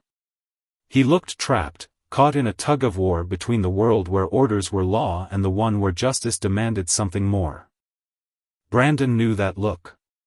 He'd seen it before, etched into the faces of people he'd watched over during his shifts at the hospital. He'd stood by bedsides as life slipped away, witnessed the final ragged breaths of strangers who became more than statistics in those fleeting moments. He'd held space for families as they crumbled under the weight of bad news, their sobs echoing down sterile hallways. And he'd seen regret, the kind that gnawed at a person's soul when it was too late to mend what was broken. But this? This wasn't over yet. This moment still teetered on the edge of choice, fragile and alive with possibility.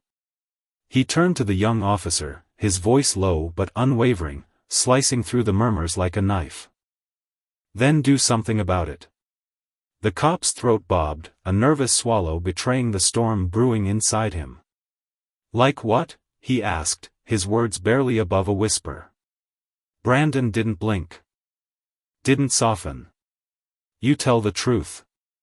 You take accountability. You own what you did tonight, and not just because you got caught.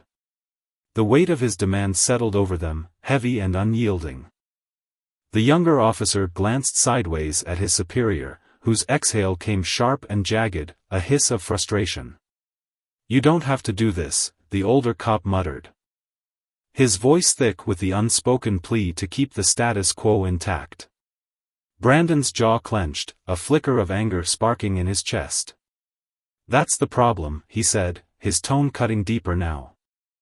You think taking responsibility is a choice.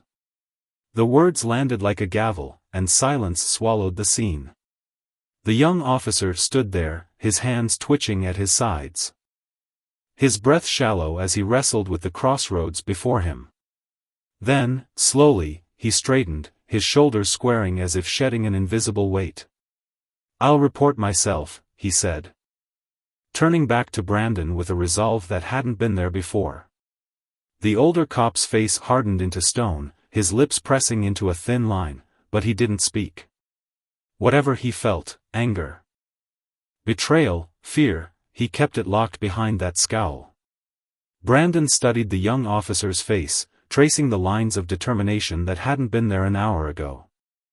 He wasn't sure if he believed him, not fully, not yet.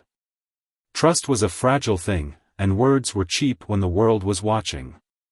But maybe belief wasn't the point. Maybe the point was the ripple. The chance that this one crack could splinter the wall of silence that had stood too long. Then I guess we'll see if that means something, he said, his voice steady but laced with a quiet challenge. He turned to the crowd, their faces a blur of expectation and outrage, and raised his voice just enough to carry. Keep the videos. Make sure it doesn't disappear. Nods rippled through the group. A chorus of murmurs swelling in agreement as hands tightened around phones. He exhaled, the breath shuddering out of him, and felt the ache in his arm pulse in time with his heartbeat. But his conscience? That was quiet, unburdened for the first time all night. He turned toward home, the familiar pull of it tugging at him despite the distance. As he walked away, the crunch of gravel beneath his feet mingled with the hum of the crowd behind him. He didn't need to look back to know one truth, this wasn't over. Not by a long shot. But for once, the weight of proof wasn't his to carry. The older cop, still silent, watched him go, his hands balled into fists, his authority bruised but unbroken. The reporter scribbled furiously, her pen racing to capture the unraveling of a night that refused to fade into obscurity. How many times had this played out without a lens to catch it? How many Brandons had walked away with no crowd, no consequences to tether the story to the light? This wasn't just about one man's mistake or one officer's reckoning. It was about the after, the messy, uncertain stretch of what came next. Justice wasn't a baton or a badge, it was the courage to face the mirror and the resolve to demand better. Brandon's steps grew steadier, his silhouette shrinking against the glow of streetlights, but his story lingered, a spark in the dark. Power, unchecked, left scars. But accountability, rare and hard-won, could carve a path to something more. What would you do, standing where he stood, with the world watching and the choice yours? Because one moment, one voice, could shift everything, and stories like this don't survive in silence.